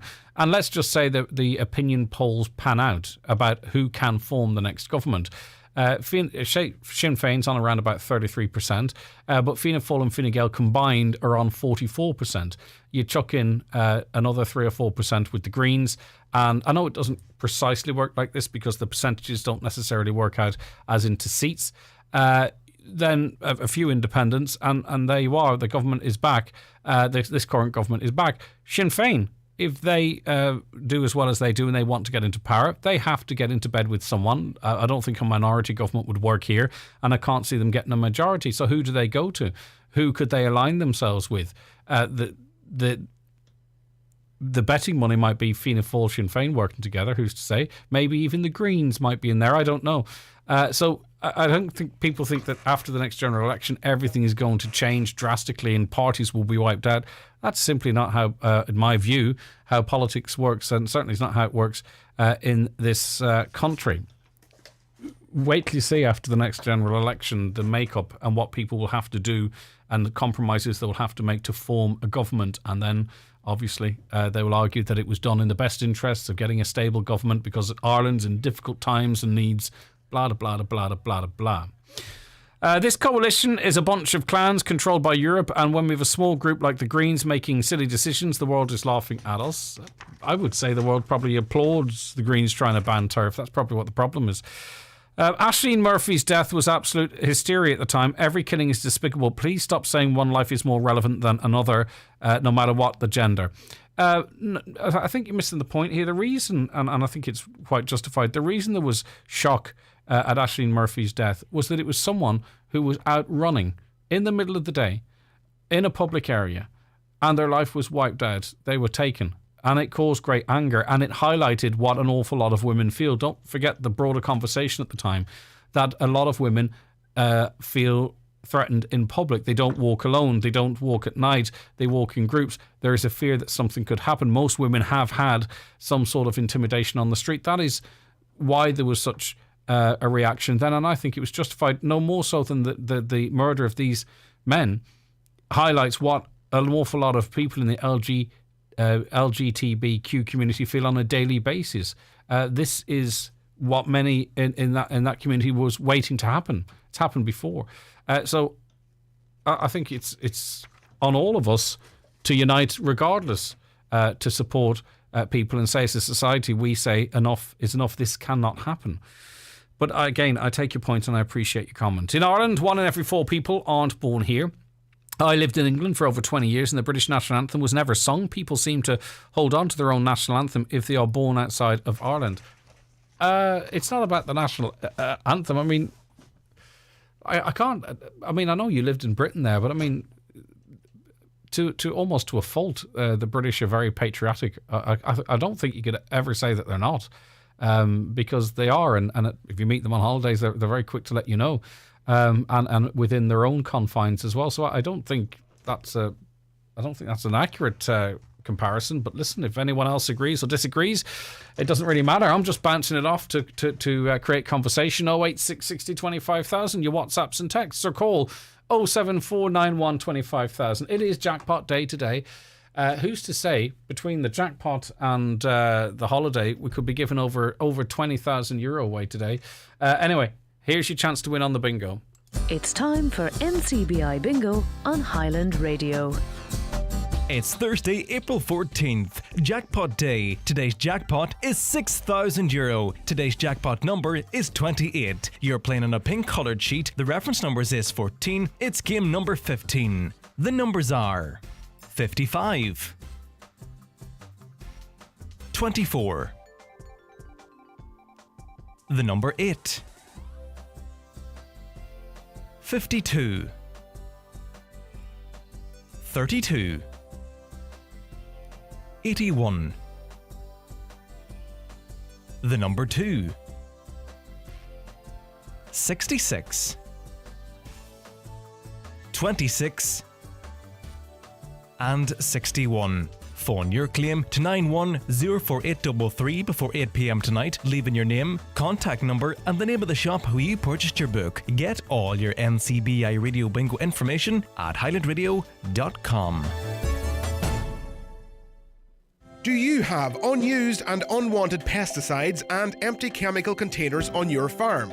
Are you unsure how or where to dispose of them safely? The Source to Tap project is supporting a free, yes free, farm chemical disposing scheme being organised by Northern Ireland Water in the River Derg catchment around Castle Derg. Register today and a specialist contractor will collect your unwanted chemicals and containers from your farm. To find out if you are eligible and to book your place, contact info@sourcetotap.eu by the 15th of April. The Source to Tap project is supported by the European Union's Interreg 5A programme. The Chemical Disposal Initiative is funded by Northern Ireland Water.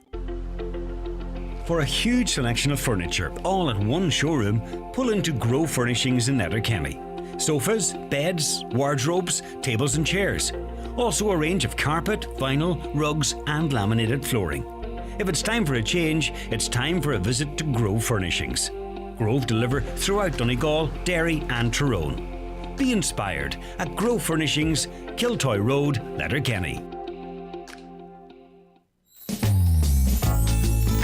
McCullough Jewellers in Letterkenny are synonymous with fine jewellery, quality watches and giftware. With stores at Main Street, Letterkenny and the Letterkenny Shopping Centre or online at ormccullough.com. You can choose from their quality product range in a relaxed atmosphere, and their sales staff will be happy to help you make the right choice whatever the occasion. McCullough Jewellers, making moments magical for generations.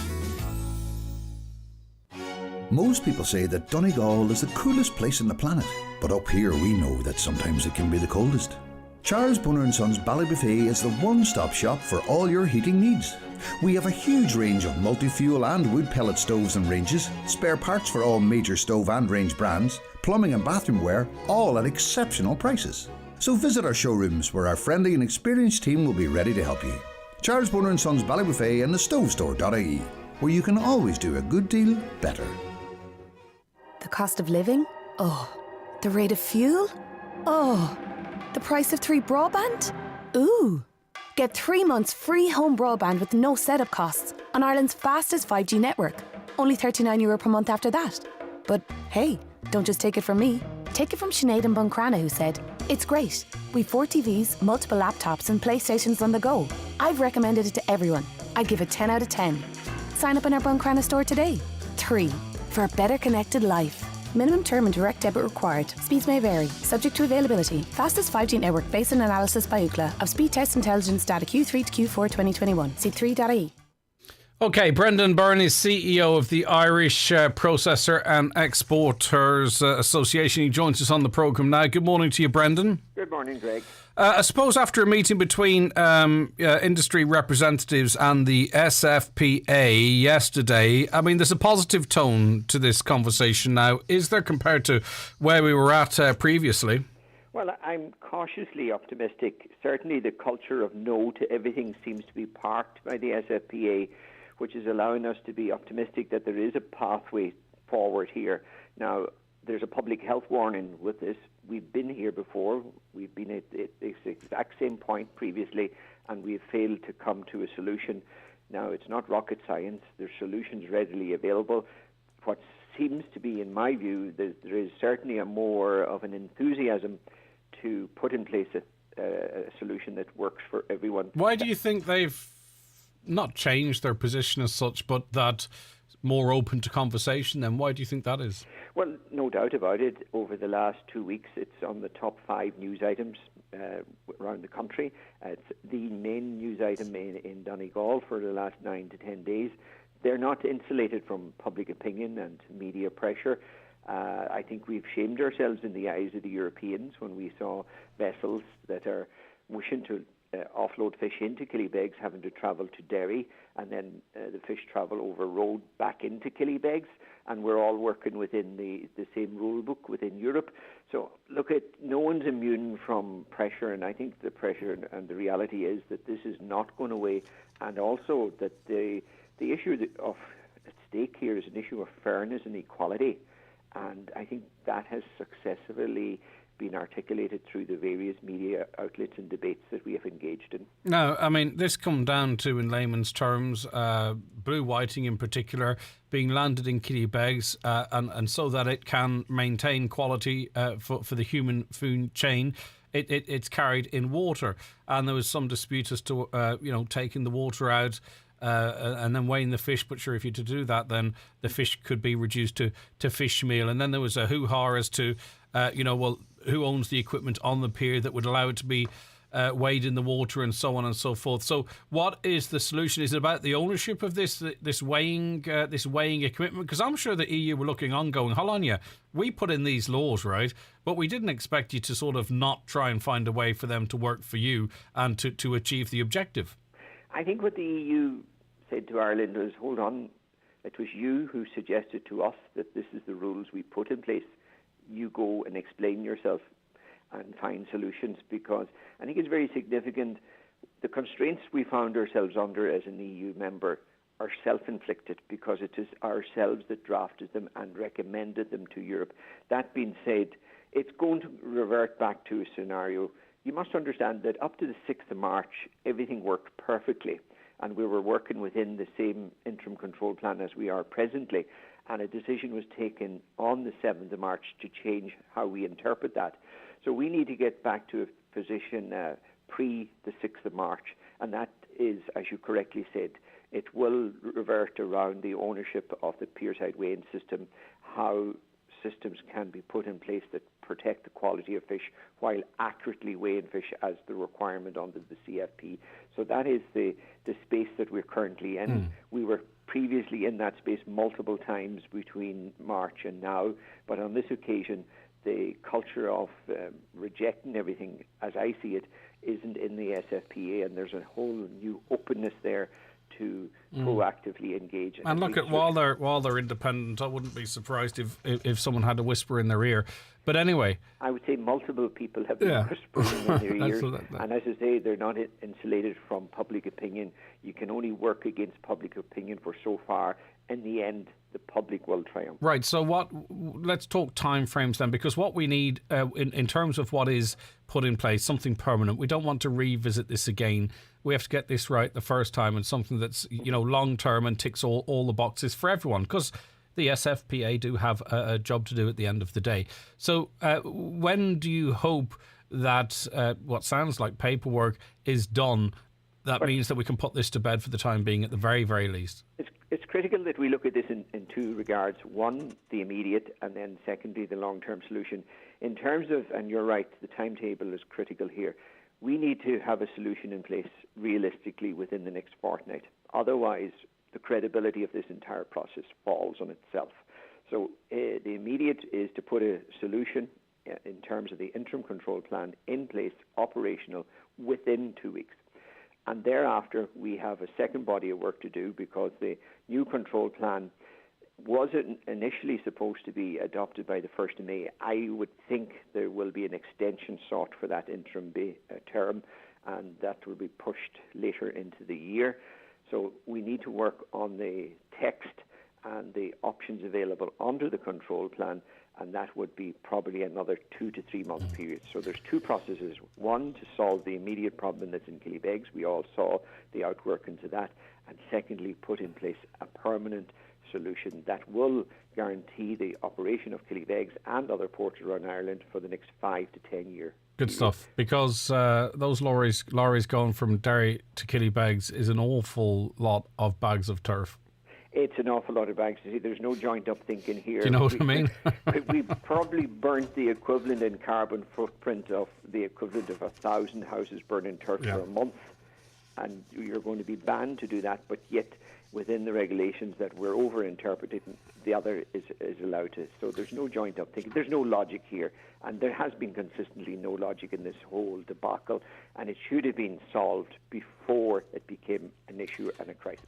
I just hope at some point, and this, I know you wouldn't have been listening earlier, but it feeds into an awful lot of what we talk about on this programme seemingly, is that at some point we begin to learn that we realise that a mess is made, and then we have to tidy it up, and it often happens publicly, and it's often quite embarrassing.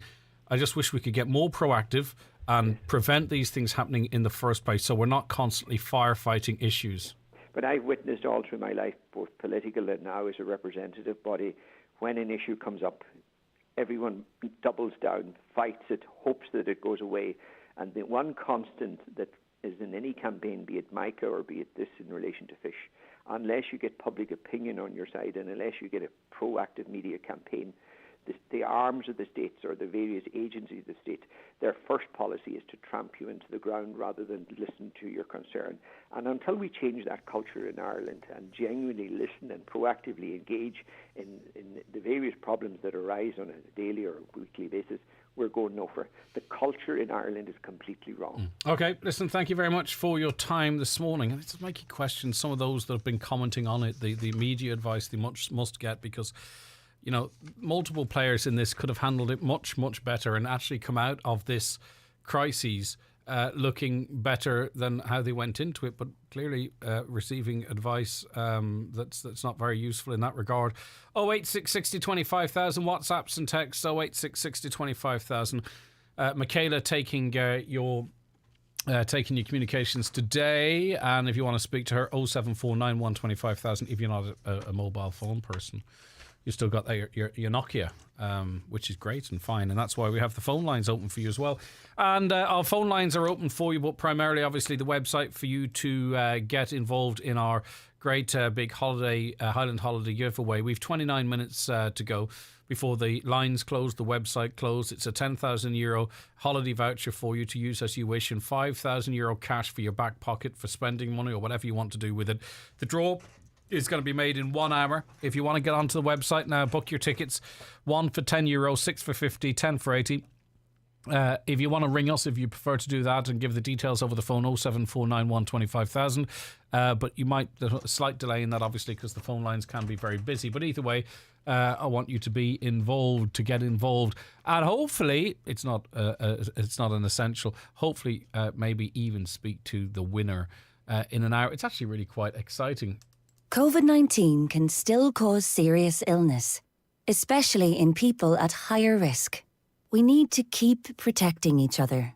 So stay home if you have symptoms. Wear a mask in healthcare settings, public transport, and busy places. Let fresh air in if you're meeting indoors. Keep hands clean. And get a COVID-19 vaccine and booster. Let's keep looking out for each other. From the HSE, for us all. Glenfin Parish Council are holding a fundraising quiz in Cloughan Day Centre on Easter Monday 18th of April at 9 p.m. Light refreshments on the night, plus a raffle with some great prizes. Entry is €5 per person and proceeds to Motor Neuron Association and Cloughan Day Centre. Brian McCormick, Sports and Leisure, Main Street, Letterkenny, your football destination store. If you belong on pitch, try a new pair of Adidas Predator Edge football boots, available in kids and adult sizes. Complete your kit with a pair of Murphy's gloves, available in many colours and sizes. Update your O'Neill shorts and socks with the all-important Gum Shield. Then you're ready to compete. Look the part, play the part. In-store, online. Click and collect on bmcsports.ie.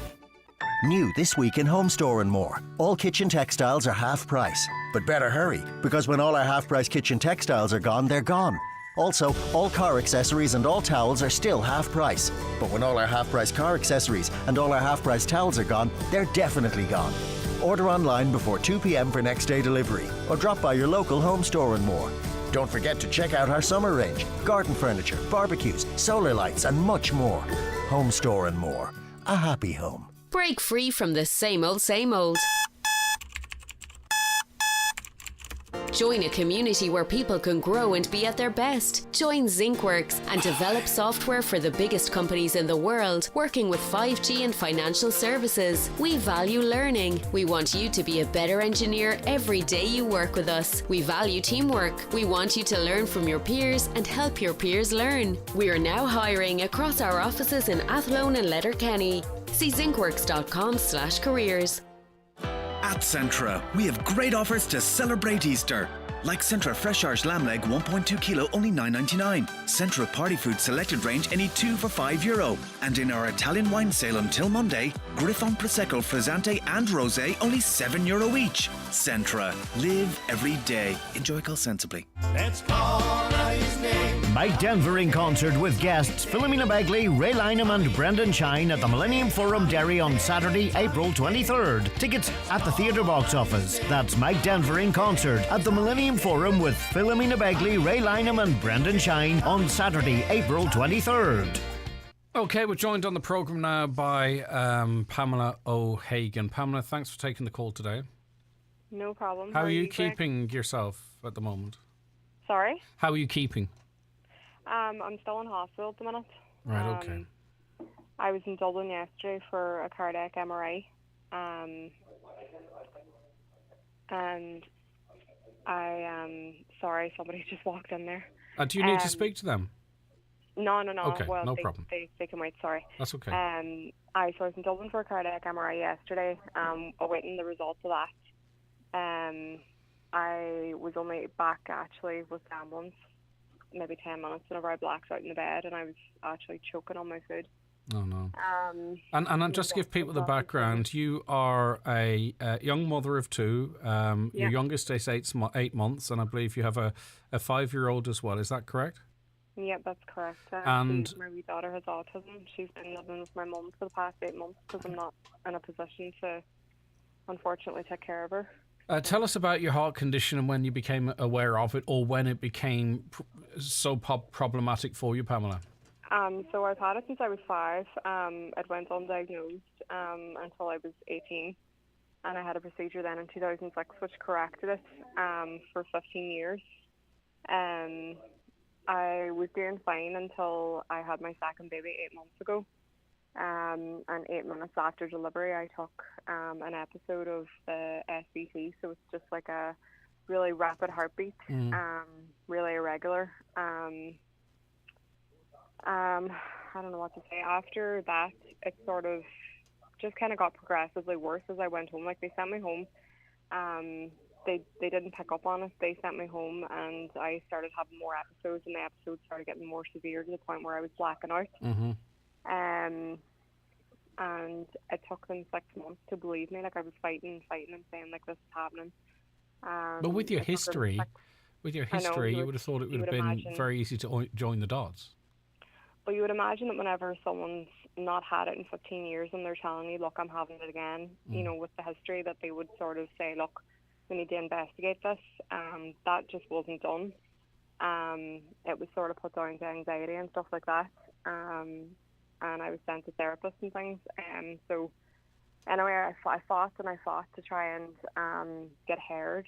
I actually had to go to the point of getting my own ECG machine on Amazon where I could record. And then whenever I started recording my episodes by myself and going to A&E, then that's when I was finally listened to in December. Now you were able to show them the ECG readout, which indicated obviously this was not anxiety. There was a physical or electric issue with your heart. So, like, you've been hospitalised for quite some time now, but I'm also, you know, obviously you're concerned about your own health and, you know, your own mental health, I presume, as well. But Pamela, also your ability to parent, your time with your newborn child. Well, like, my ability to parent is, like, it's non-existent. My partner has lost his job because he's now caring for 8-month-old and caring for me.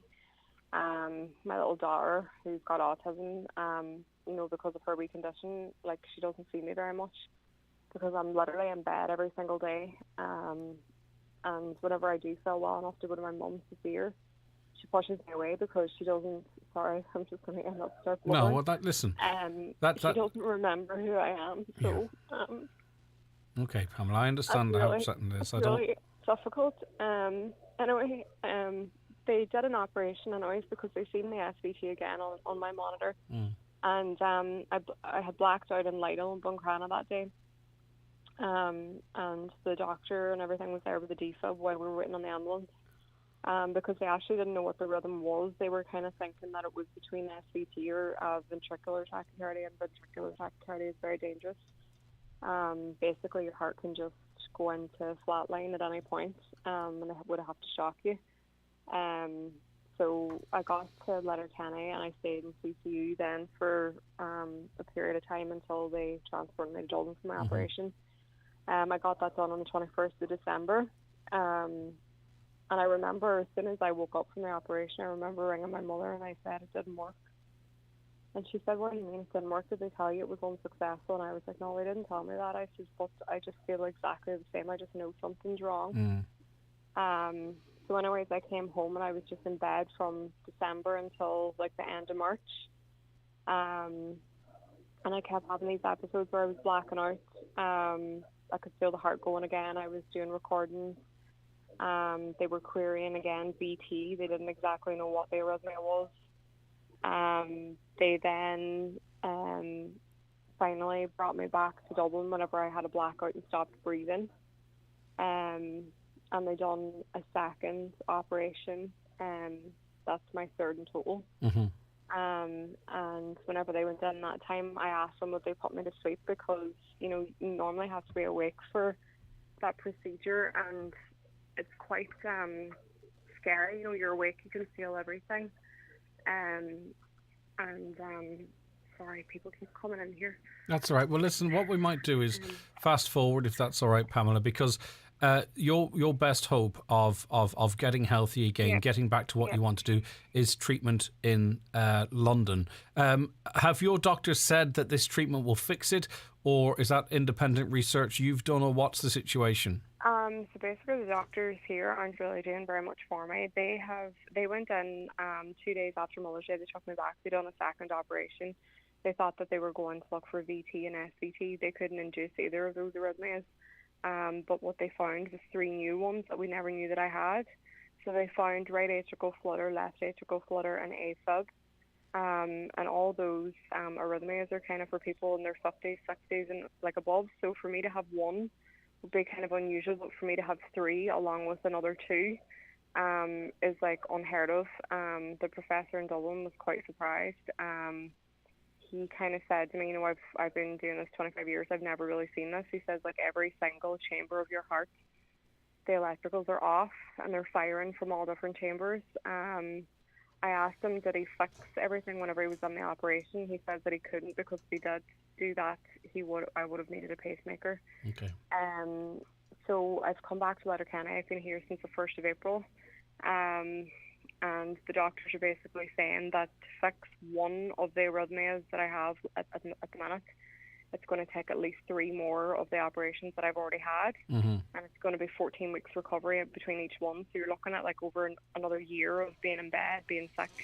Okay, so the surgery in London, the specialists in terms of obviously testing and treating, it's a cost of £45,000. Now, as you've already outlined, clearly that's beyond you, and you're at the point now whereby you're asking the public to help you, and that's why we wanted to speak to you. So if people have heard your story and they have a little to give, a lot of people giving a little could get you there. How do they go about supporting you, Pamela?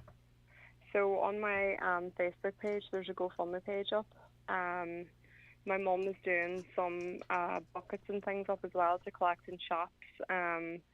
There's some lovely people that have reached out that have beauty salons and different things that are doing competitions, doing raffles. People are doing hampers.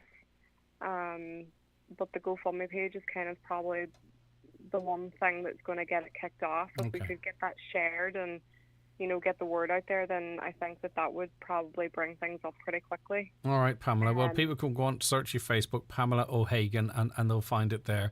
Listen, we wish you well, and hopefully you get sorted and get back to doing what you want to do, which is being at a hospital and being with your children and your partner and family. And listen, I know it's difficult because you're in hospital and people are coming in and out, but you did great, and thanks very much for speaking to us. All right, thanks very much for having me on. I really appreciate it. No, Thank and you. I hope you get well really soon with the intervention, obviously, of surgeons and what have you. Okay, if you want to support Pamela, search her Facebook page, Pamela O'Hagan. You'll see the links there. Whether it's a smart meter to better manage your energy, plugging into a greener type of fuel, or something bigger, with Bord Gosh Energy, you can go your kind of green. Discover more at boardgoshenergy.ie. Bord Gosh Energy guarantees that 100% of the electricity supplied to you under green plans is sourced from renewable generation, in accordance with the CRU Green Source Product Verification process. 10% green gas will be purchased in Europe from Guarantee of Origin certificates for green gas. Dáithí O'Shea here. On Thursday, May 5th, the Alzheimer's Society of Ireland is calling the nation back to tea. It's been 3 years since we've been able to gather together for a proper Tea Day get-together. So, let's make up for lost time and get the kettle on to support the 500,000 Irish families affected by dementia. Register now at teaday.ie. Uncover Belfast this Easter and embrace a giant city experience guaranteed to surprise. Find the city alive with culture and entertainment, from festivals and live music to world-class attractions and everything in between. With great hotel deals, come for the day and stay for the night. So come on in, Uncover Belfast today. Find out more at visitbelfast.com. We'll feel alive out in Belfast City, alright. From the 11th of April, fares are reducing by an average of 20% on all Bus Éireann, TFI Local Link and some other TFI services. Éireann Éireann's online fares are also coming down, and student Leap Card single fares are reducing by 50% across eligible TFI services. For further information, see transportforireland.ie. See where cleaner, greener, cheaper travel can take you. Brought to you by the Government of Ireland. Love swimming? Love it with a level head. Learn about weather, tides and rip currents. Be visible with a brightly coloured hat and tow float. Swim parallel to shore and never alone. Afterwards, get warm quickly. This is Water Safety Ireland. Better safe than sorry. For open water swimming advice, visit watersafety.ie. Supported by the Government of Ireland. Hi, Raymond Sweeney here. If your vacuum cleaner has seen better days, call into us at Ben Sweeney Euronics for a look at the new Samsung Turbo Cordless Stickback. This lightweight, easy to control vacuum cleaner picks up fine dust on carpets and on hard floors. With a 40-minute battery life and a massive 150 watts of suction power, it is now available for €299. Ben Sweeney Euronics, Port Road, Letterkenny, and the shopping centre, Dunlow. Ben Sweeney Euronics. We deliver, we install, we care. Get luxury for less this Easter with Lidl's inflation-busting offers. Don't miss out on award-winning Irish meats from our deluxe range, like our gold-awarded stuffed carvery leg of lamb, only $15.99 per kilo. And sure to be finished dry cure half horseshoe ham joint was $14.99, now just $13.99. Lidl, more for you. All ready for next year? Why not make sure of it with SEAT? Trade up to a 221 SEAT SUV and you'll be offered PCP finance from 1.9% and a 3-year service plan for just $9.99 a month. With the bold new Arona, the stylish new Ateca, or the outstanding 7-seater Tarraco, we're all ready. Are you? Trade up to your 221 SEAT SUV at DMG Motors, Claw Road, Donegal Town. Finance provided by way of hire purchase agreement from Volkswagen Financial Services Ireland, trading as SEAT Financial Services. Subject to lending criteria. Terms and conditions apply. Visit seat.ie/221 for further information. The Homeland Letterkenny Garden Super Saturday Series continues this Saturday, the 16th of April. Join the Homeland Garden Centre team for their landscaping and lawn care weekend with great offers on the day, including buy 2, get 1 free on hedging. There's 20% off hose lock accessories, 20% off fire pits and much, much more. There will also be a chance of winning a brazier table fire pit worth over €200. Looking forward to seeing you this Saturday at Homeland Letterkenny. Oakfield Park is now open, with over 100 acres of mature parklands and lush landscapes to explore. Walks, mazes, gardens and sculptures. Take a ride on Ireland's largest heritage railway and refuel in Buffer's restaurant. New to the park is an educational nature centre and a self-propelled rail cart. Come along to Oakfield's Easter Storybook event from Friday the 15th to Monday the 18th of April. An Easter magic event like no other. With storybook characters, puppet shows, storytelling, arts, crafts and more. Oakfield Park, the secret jewel in the heart of Donegal, with Open every Wednesday to Sunday, 12 to 6. Visit oakfieldpark.com. Highland Radio weather updates with Ireland West Airport. Enjoy stress-free travel this summer with Ryanair's brand new services to Birmingham, Edinburgh and Manchester. Ireland West Airport. You're flying. Okay, today's weather reads as follows. A dull and damp day with scattered outbreaks of rain and drizzle. Highest temperatures of 12 or 13 degrees in moderate southerly winds. Now, just to welcome our next guest onto the programme, Declan Meehan, manager of Milford District Resource Centre and community worker. Thank you very much for joining us, and I'm sorry to be speaking to you in this context under these circumstances, because what happened to these two gentlemen in Sligo, absolutely horrific. It's unbelievable, really. Their names are, of course, Aidan Moffat and also Micheal Snee. It's just beyond words, isn't it, Declan? It is, yeah, and thanks for having me on to talk about this, Greg. I think that it's very important that this is spoken about. I think that in some of the media coverage that we've heard, they're avoiding the actual conversation around the fact that these were gay men and that these attacks are being investigated very clearly homophobically motivated. So the crimes are brutal. The reality that we find ourselves in this week is something that's quite shocking to us all. And I think that, the important thing, as I say, is that we're having conversations around this, because we need to raise awareness that though these attacks are on the extreme end of the spectrum, homophobic and transphobic attacks and microaggressions are taking place every day of the week. So presumably a lot of people in these communities, it could be words that are used towards them. It could be things shouted in the street. It could be attack just because you walk out of the George. You know what I mean? If you were to catalogue all of them at all levels, we would see a completely different picture rather than this utopia that maybe a lot of people feel that we live in. Yeah, I think that's correct. And I think Irish people have over recent years taken great pride in the progress that's been made here, in particular to people from the LGBTQ plus community since the marriage equality referendum in 2015. But the marriage equality referendum in 2015 wasn't a silver bullet that fixed all discrimination and prejudice against LGBT people.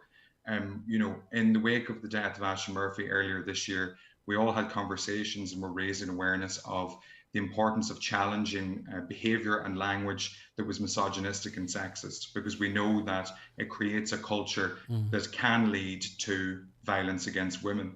And it is the same with regards to LGBTQ. But just on that point, and quite rightly so, because it fed into a broader conversation, and that's why, because women had experienced at different levels, this type of behaviour on the streets. Obviously, that was the most extreme. And there was what I'm confused by is that in terms of the response, community leaders who do a great job, politicians were tripping over themselves to be at the front in organising vigils following that awful, awful tragedy, and rightly so. It feels to me that it's being left to the LGBTQ community to spearhead and organise vigils. Is there something there? Is there something we should be reading into that, do you think? To be honest, Greg, I think that there is something there. I think that it is not as popular to get on board with this, to commemorate or to vigilise someone who has been brutally murdered in these circumstances. And what these gentlemen were put through is horrendous. What their families are having to hear from Gardaí, and unfortunately read in the papers, I don't know, I think there should be an investigation into whoever leaked the crime scenes to the press personally, because that information's maybe it's a means to an end. Maybe we need to see the horror of it. I don't know. I haven't worked that out in my head yet, Declan. But anyway, sorry, continue with your point. I just think that there is something in it where we don't see as much of an outcry from people across society on this particular issue. Even in news coverage, the fact that the soundbite that's being carried is the Taoiseach Leo Varadkar soundbite, as opposed to the Taoiseach making a comment on it, because Leo Varadkar is a gay man himself. I think that there absolutely is something in it, and I think that we need to move beyond the circumstances of it, in the sense that this is a very ordinary circumstance that people find themselves in. May I also add, Declan, if you don't mind, because I want to make sure I get your views on this stuff that's running around in my head. I understand why the Gardaí will come. They come up very, very quickly talking about using apps, right? Okay. Now, the only person responsible for this is whomever is the perpetrator. In the other case that we mentioned, it wasn't don't walk out in the middle of the day on your own. Okay, clearly, because that wouldn't be. I understand there has to be a space where we talk about how people meet each other and have to be safe and all that. But that's been latched on by certain elements to say, well, sure, what do you expect? You know, you reap what you sow. Do you get where I'm coming from? And that just is not what we should be talking about here. Greg, I think you've hit the nail on the head in terms of answering your previous question as well. When we talk about the circumstances of how these people met and came into contact with one another, that's why there aren't vigils, and that's why there aren't people from across society, because there's an inherent judgment in some sections about how this has come about. Dating apps are absolutely normal for people of all ages, of all sexual orientations. And it is, you know, the number one way that people are meeting nowadays, particularly more so than ever post-COVID. And I think that there is an element of victim blaming in this particular set of circumstances, and it's not good enough. If the circumstances were different, if the gender of the people involved were different, if the sexual orientation was different, I don't think that there would be as much judgment. So I think we have to be careful in terms of how we make differences there. The most important thing that I think that we need to talk about today and going forward in the aftermath of these attacks is the importance of challenging homophobic and transphobic language and behaviour wherever we see it. In the same way that we've had those huge conversations about challenging misogyny and sexism, all of these things are linked, and all of these things have negative outcomes for people who are experiencing violence. But in some cases they trigger, and rightly so, emergency reviews of legislation, a broad response. What do we need to do? Fast tracking of laws. We have to be equal. We have to be equally shocked and disgusted and reactive. This is the most brutal thing. And in terms of the apps, it is possible that the person responsible is in custody. We don't know. That has to play its course. So maybe that conversation could have waited for a week. Yeah, I mean, absolutely. And again, I think that, I think for some elements of society, we've been living in a bubble since 2015 because we thought that the marriage equality referendum is kind of the be all and end all and the pinnacle of achieving LGBT rights and equality in the country. But there is some work still yet to be done, and there's still a lot more inclusion that needs to take place. And as I say, there are young people out there today, young LGBT people across the Northwest, who have lost their sense of security, lost their entitlement to a sense of safety, because this has not just happened. This is an attack that you would read about taking place abroad somewhere. This is not something that we expect to happen in Ireland in 2022. And there's people. That would be particularly difficult for young people to get their heads around. Exactly. Because they've grown up with a more normalised sense of being gay, of being trans, of being bi in Ireland in the 21st century. And also there's people listening that will feel they have to push back on this, that it's not about that this obviously is mental illness, it's not homophobia, this is obviously this or it's not that. You have to challenge ourselves on that. I think this could be your son or your daughter could come and tell you that they are LGBTQ. It could be your uncle, it could be your father that is too afraid to say that, that is their sexuality. No one is, you can't insulate yourself and, the world's gone crazy, what's going on. That's not the way it is. Because, people have to, even if they have some disagreements, you have to accept that it is completely wrong for these type of things to happen, and you can't be explained or excused away. We have to deal with it. That's exactly it. And I think we have to have the conversation around it. And I think that when we say, there was so many conversations after the Ashton Murphy murder as well, where people were pushing back on the fact that this was misogynistic or a sexist attack, and not men all saying men this happens to me, or this happened to me, or I can't feel safe. What's the point? It doesn't matter. That doesn't achieve anything. It's the whataboutery conversations are not useful in any of these scenarios. We have to take things at face value about why these things are happening, and we have to challenge the culture and the situation that allows them to take place. And that, again, as I say, there are people out there today across the Northwest who have lost their sense of security, lost their entitlement to a sense of safety because of what's happened. And we need to restore that, and we need to make a resounding signal that these people, our community, LGBT people, are very welcome, and that they are entitled to their safety in our communities. Okay, a lady in Buncrana has organised a vigil in memory of Micheal and Aidan. It will take place at 2 p.m. at the Amazing Grace part of the showfront in Buncrana tomorrow. That's at 2 p.m. If anyone else is organising anything, get in touch with us and we'll make sure to publicise that. Declan, in the last 20 seconds, anything you want to add? Just to say, our thoughts and condolences obviously are with the Moffat and the Sneeve families, and also that this is on the extreme end of the spectrum, but that there are other attacks that are taking place all the time. This has hopefully brought that to light a bit more for people, and will encourage them to go out and challenge language and behaviours that allow this to become possible. Okay. Thank you very much indeed for that. Okay, that was Declan Meehan there. You're tuned to the 9 till noon show here in Highland Radio. Coming up in the next hour, Micheal and Fionnuala are in with us on a Thursday.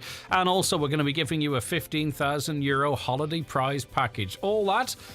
But first, 11 o'clock, let's catch up with the news. And it's over to Catherine Gaffney. Thanks, Greg. Good morning. It's understood a man being questioned about the murders of 2 men in Sligo town is set to be charged in connection with their deaths. The man was detained in the early hours of Wednesday morning after the discovery of the body of 58-year-old Michael Snee. The remains of 42-year-old Aidan Moffat were found on Monday.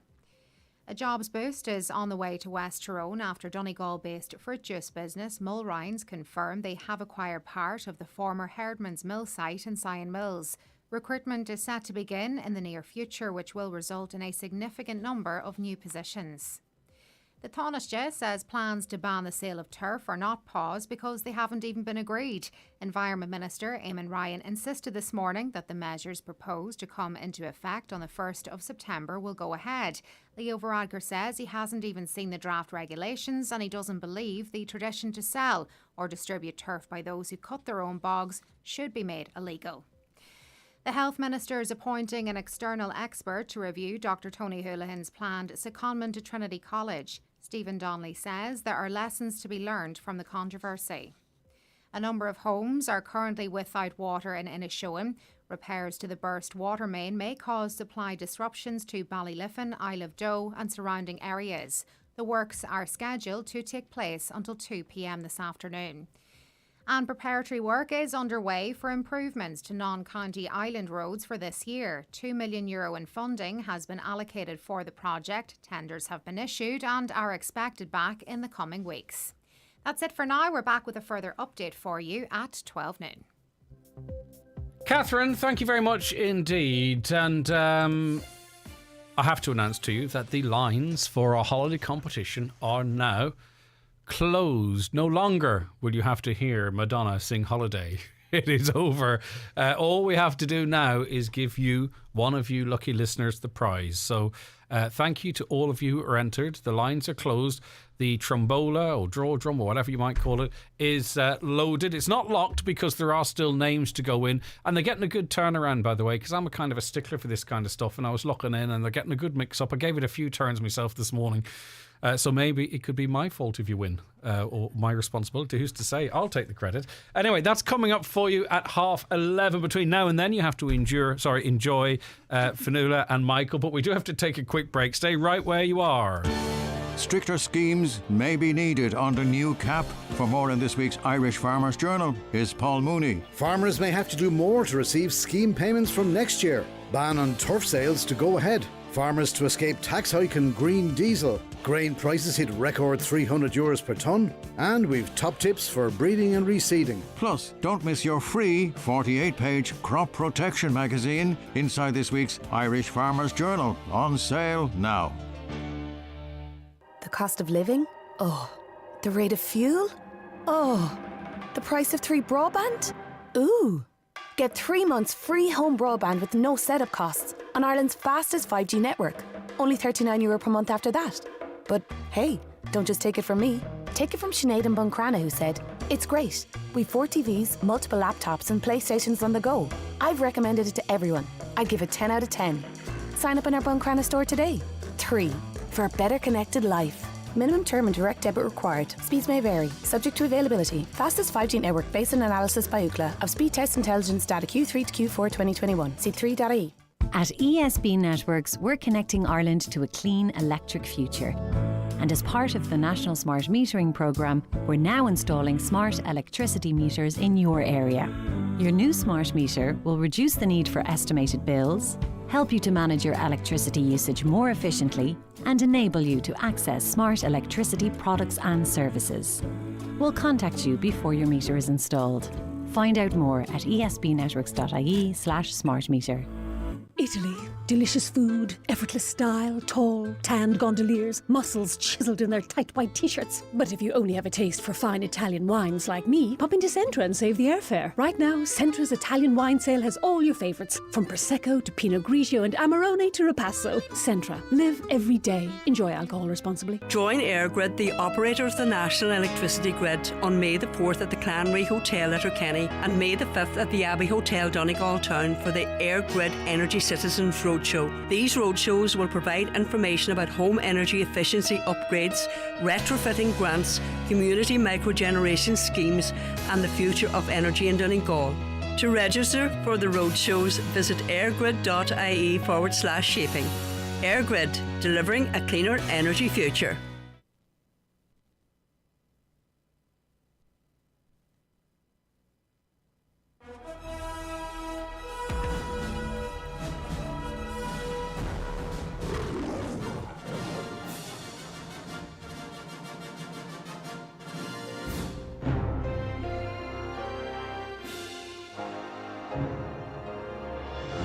Okie dokie, you're welcome along to a special Thursday edition of the That's Entertainment with Michael Leddy and Fionnuala Rabbit. Both of you, welcome to the programme. Great to have you on. Hello. Hello. How are you feeling? Great. Very good. Feel like the weekend starts early now I know. that we're here on a Thursday. You're all very excited for 11:30, 25 minutes away. I get to play with my trombola. Yeah, you know that always makes me happy we were deep in my thinking soul. of not letting you touch it and only letting Michael do it. Yeah, that sounds mean. That's like cruel. That's like taking my phone away from me. I think we might have an executive order to rule that out. On fairness, just I start getting itchy. Unnecessary cruelty. All right, Michael, let's start with you. So we'll get the tricky one out of the way first, because it's a challenging, but it's an important piece of work, I think. And I think it was. You made an interesting comment, Fionnuala, last week about the Jimmy Savile documentary on Netflix, that if you only watched the first episode, you know, you'd think, wow, what a guy, right? Yeah. Obviously, if you had no knowledge of everything else that went on. But in the second episode, it really is hammered home what he was responsible for and how he was enabled and facilitated to do what he did. Your overview of the documentary. And you've seen it as well, haven't you, Greg? I did, yeah. Yeah, what? Yeah.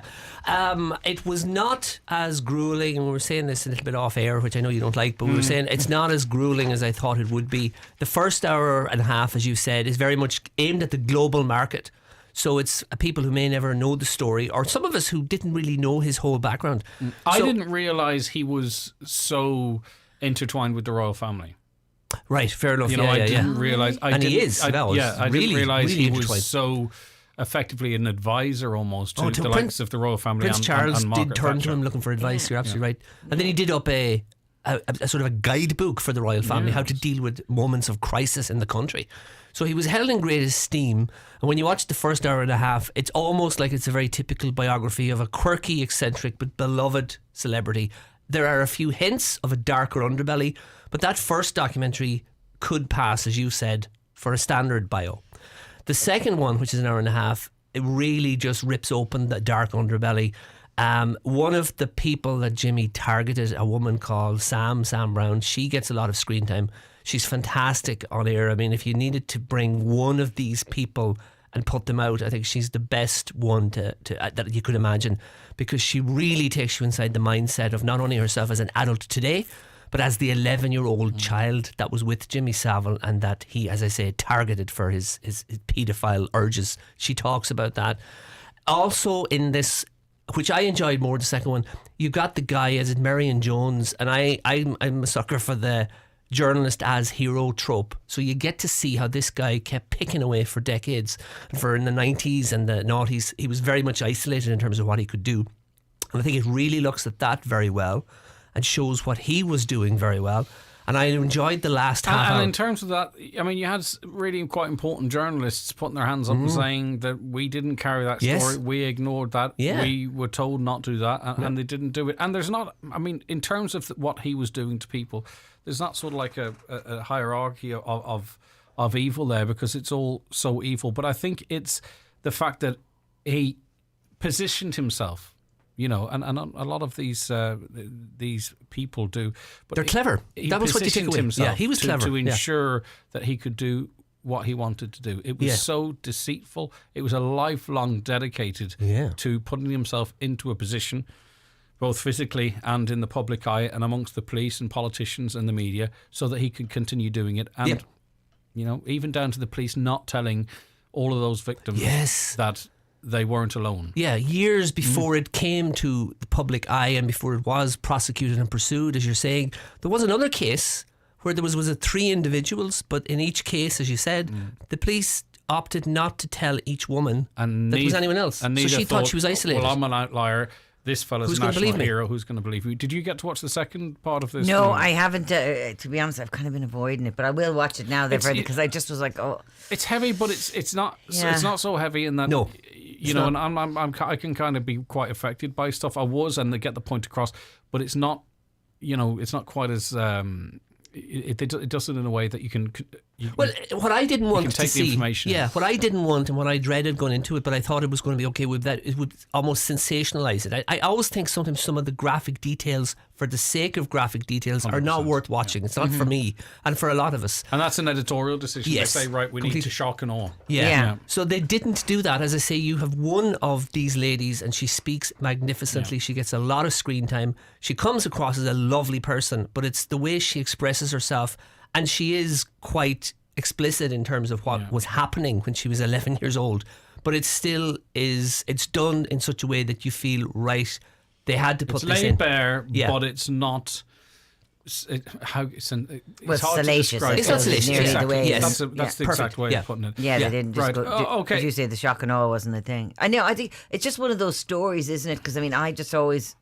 Like, Jamie Savile was so big that, I mean, I wrote to him. You know the way, as in back in the day, like, and people didn't even really have BBC. You know what I mean? There was no such thing as Sky. We were getting it off of somebody else that had it off somebody else. Yeah. You kind of put your dad on the roof and told him, keep moving till you got something. But he was so synonymous with everything that, you know, even over here, kids were writing to him and asking him for, stuff, and just some of. And to me, it was, as I was saying, Michael, even the level of kind of blinkering that was going on. Even if they didn't know the specifics of how bad it was, there was a lot of dodgy behaviour, like having keys to, you know, charities and hospitals that he was working with, you know.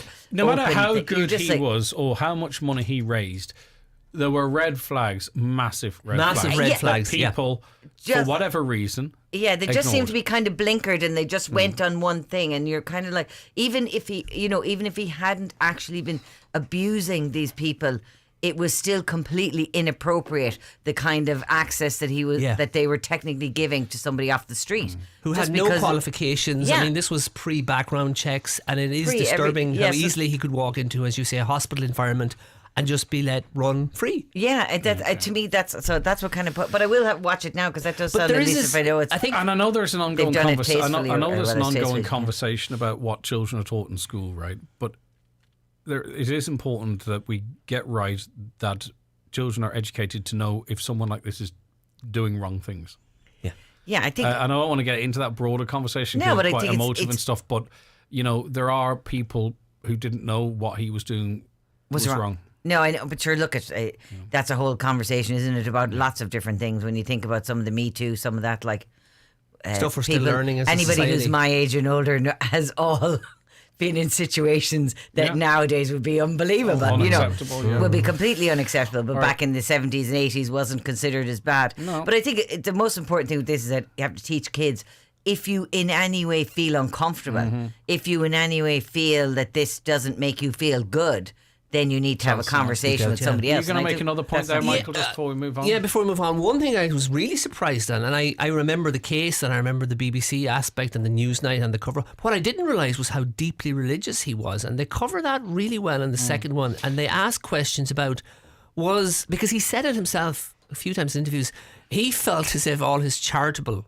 endeavours, and he raised millions upon millions for good causes, it was his attempt to redress the imbalance. And the way he put it himself, and this is how calculated he was, he thought that if the credit column was bigger than the debit column, well, then that he would be okay. He'd be okay in heaven. And that's how he had sorted it out in his own head. That was shocking. I didn't realise. I thought, wow. I think he exploited religion to justify his actions. To justify his actions, yeah. And I think a lot of people do that. And religion is blamed, but the person abuses that makes a lot of sense. That makes a lot of sense. As you say, being able to reason it out in their mind that this is why such a thing can happen. Okay, right. Okay, that is Jimmy Savile, the documentary. It's on Netflix. It is. Listen, we're not saying for a second it's not a tough watch. It is, but I think it's just important. It's a good watch, if that makes sense. It's hard when it's with the subject matter. Right, okay, I'll tell you what we'll do. Rather than switch from that into something that's completely fluffy altogether, I have a break lined up. We'll take that break and then we'll be back with more from Micheal and Fionnuala as we edge ever closer to that big holiday giveaway. COVID-19 can still cause serious illness, especially in people at higher risk. We need to keep protecting each other. So stay home if you have symptoms. Wear a mask in healthcare settings, public transport, and busy places. Let fresh air in if you're meeting indoors. Keep hands clean. And get a COVID-19 vaccine and booster. Let's keep looking out for each other. From the HSE, for us all. At Creaseless Supermarket, we offer daily specials at our deli with fresh and delicious food to go. Avail of our butcher's weekly specials or choose from a range of healthy options and pre-packed meals, plus many more offers in store. We're open 7 days for your convenience. Creaseless Supermarket, where quality and value is assured. For a great early season lawnmower deal, visit Gartley Sales and Hire. Exclusive stockists of Stiga in the northwest. Mowers, trimmers and hedge trimmers. Full trade-in service available at Gartley Sales and Hire, Gartley, Letterkenny. Call 9126276. Most business ideas start with a dream, a desire to do things differently. A lot of business ideas end there too. If you have an idea you want to turn into a reality, Enterprise Ireland's New Frontiers programme can help. Together with your local institutes of technology and technological universities, it provides support and funding for early-stage entrepreneurs to help with everything from testing your idea to implementing your business plan. Applications for your region are now open. Visit newfrontiers.ie. Enterprise Ireland's New Frontiers. Turn dreaming into doing. Supported by the Government of Ireland. Professor Walter McNicholas from the Sleep Disorders Unit at St Vincent's University Hospital here. Did you know 1 in 5 fatal crashes on Irish roads could be linked to driver fatigue? If you feel tired behind the wheel, pull in somewhere it's safe to do so and drink a coffee or caffeinated drink before taking a 15-minute nap. The short nap will allow time for the caffeine to take effect before you continue your journey. This should give you another hour or so on the road.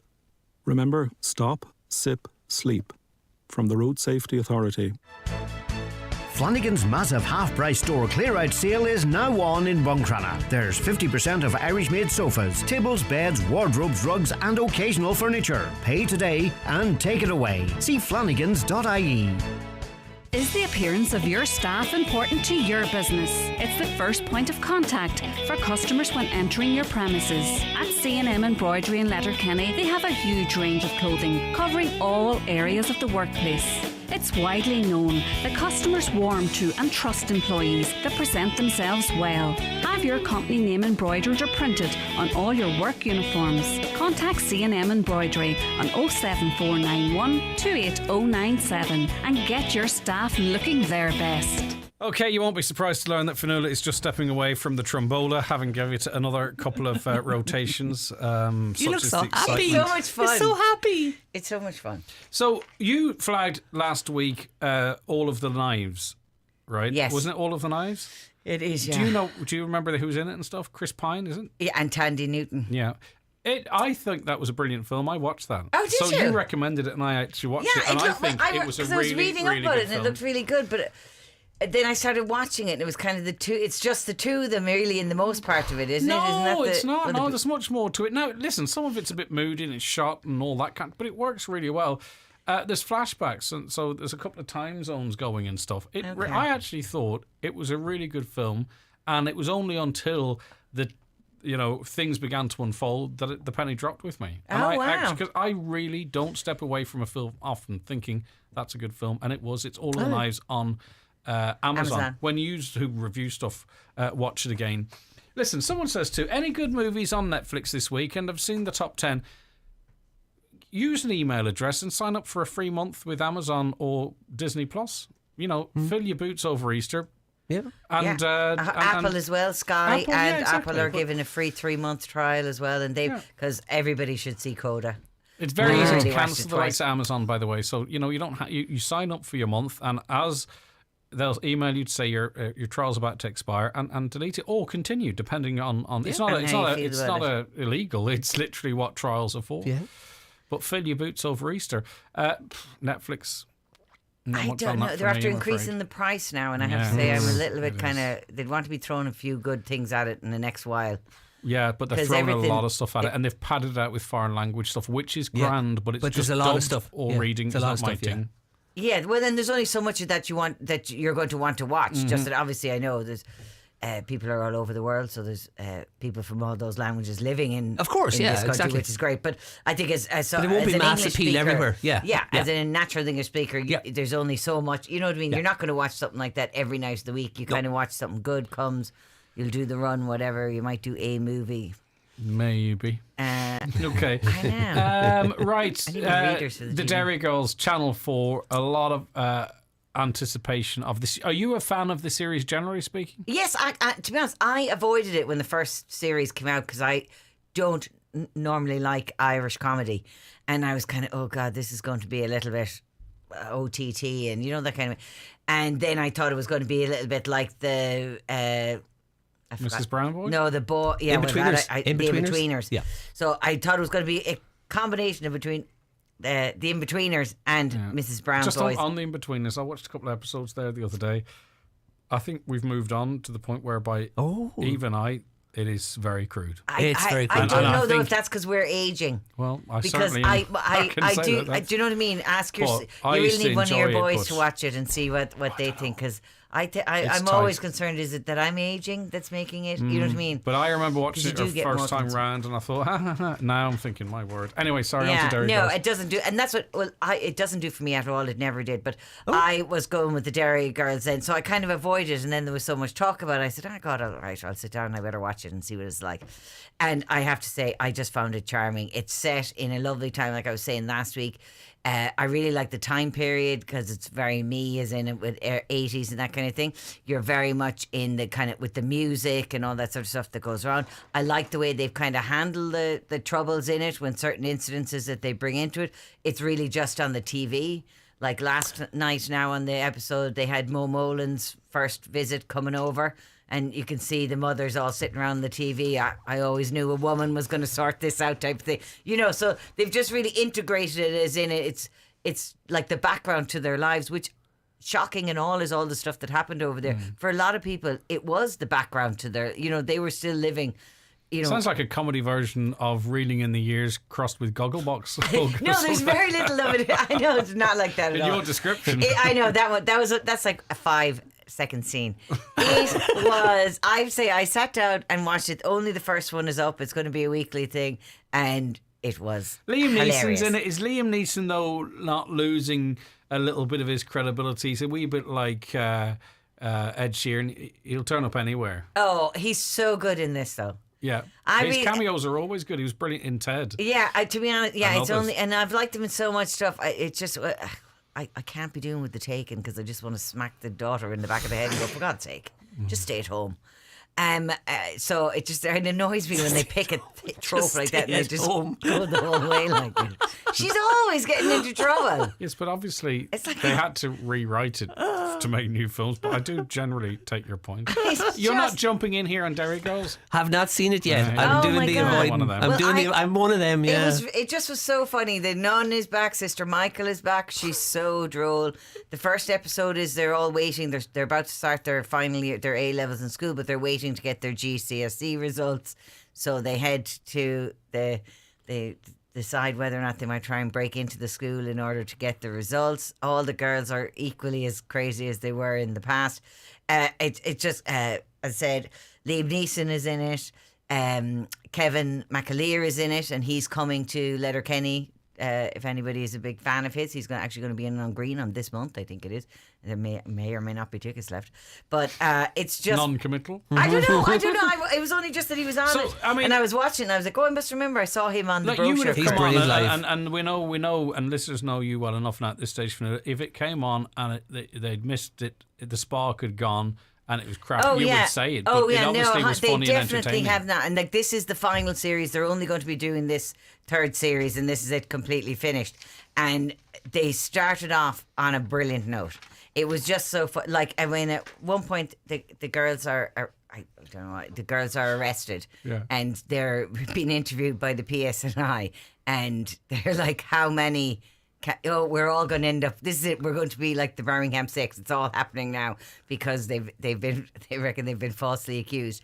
And next minute they're interviewing the guy from the PSNI. How many Catholic officers are there? And the two guys look at each other, and 2, 3 if you include the Jewish guy. You know the way. It's just some really kind of funny stuff that goes on in it. Okay, full marks. It's very for that. simple, but really I'm going to enjoyable. put this down to Wedding Brain. I see. Is It Cake from Netflix on the list now? Have you if not I'm not watched it? why should I watch it? It is no, the top. It's not. Yeah, it's but the so top this is like, is it a program. telephone or is it a cake?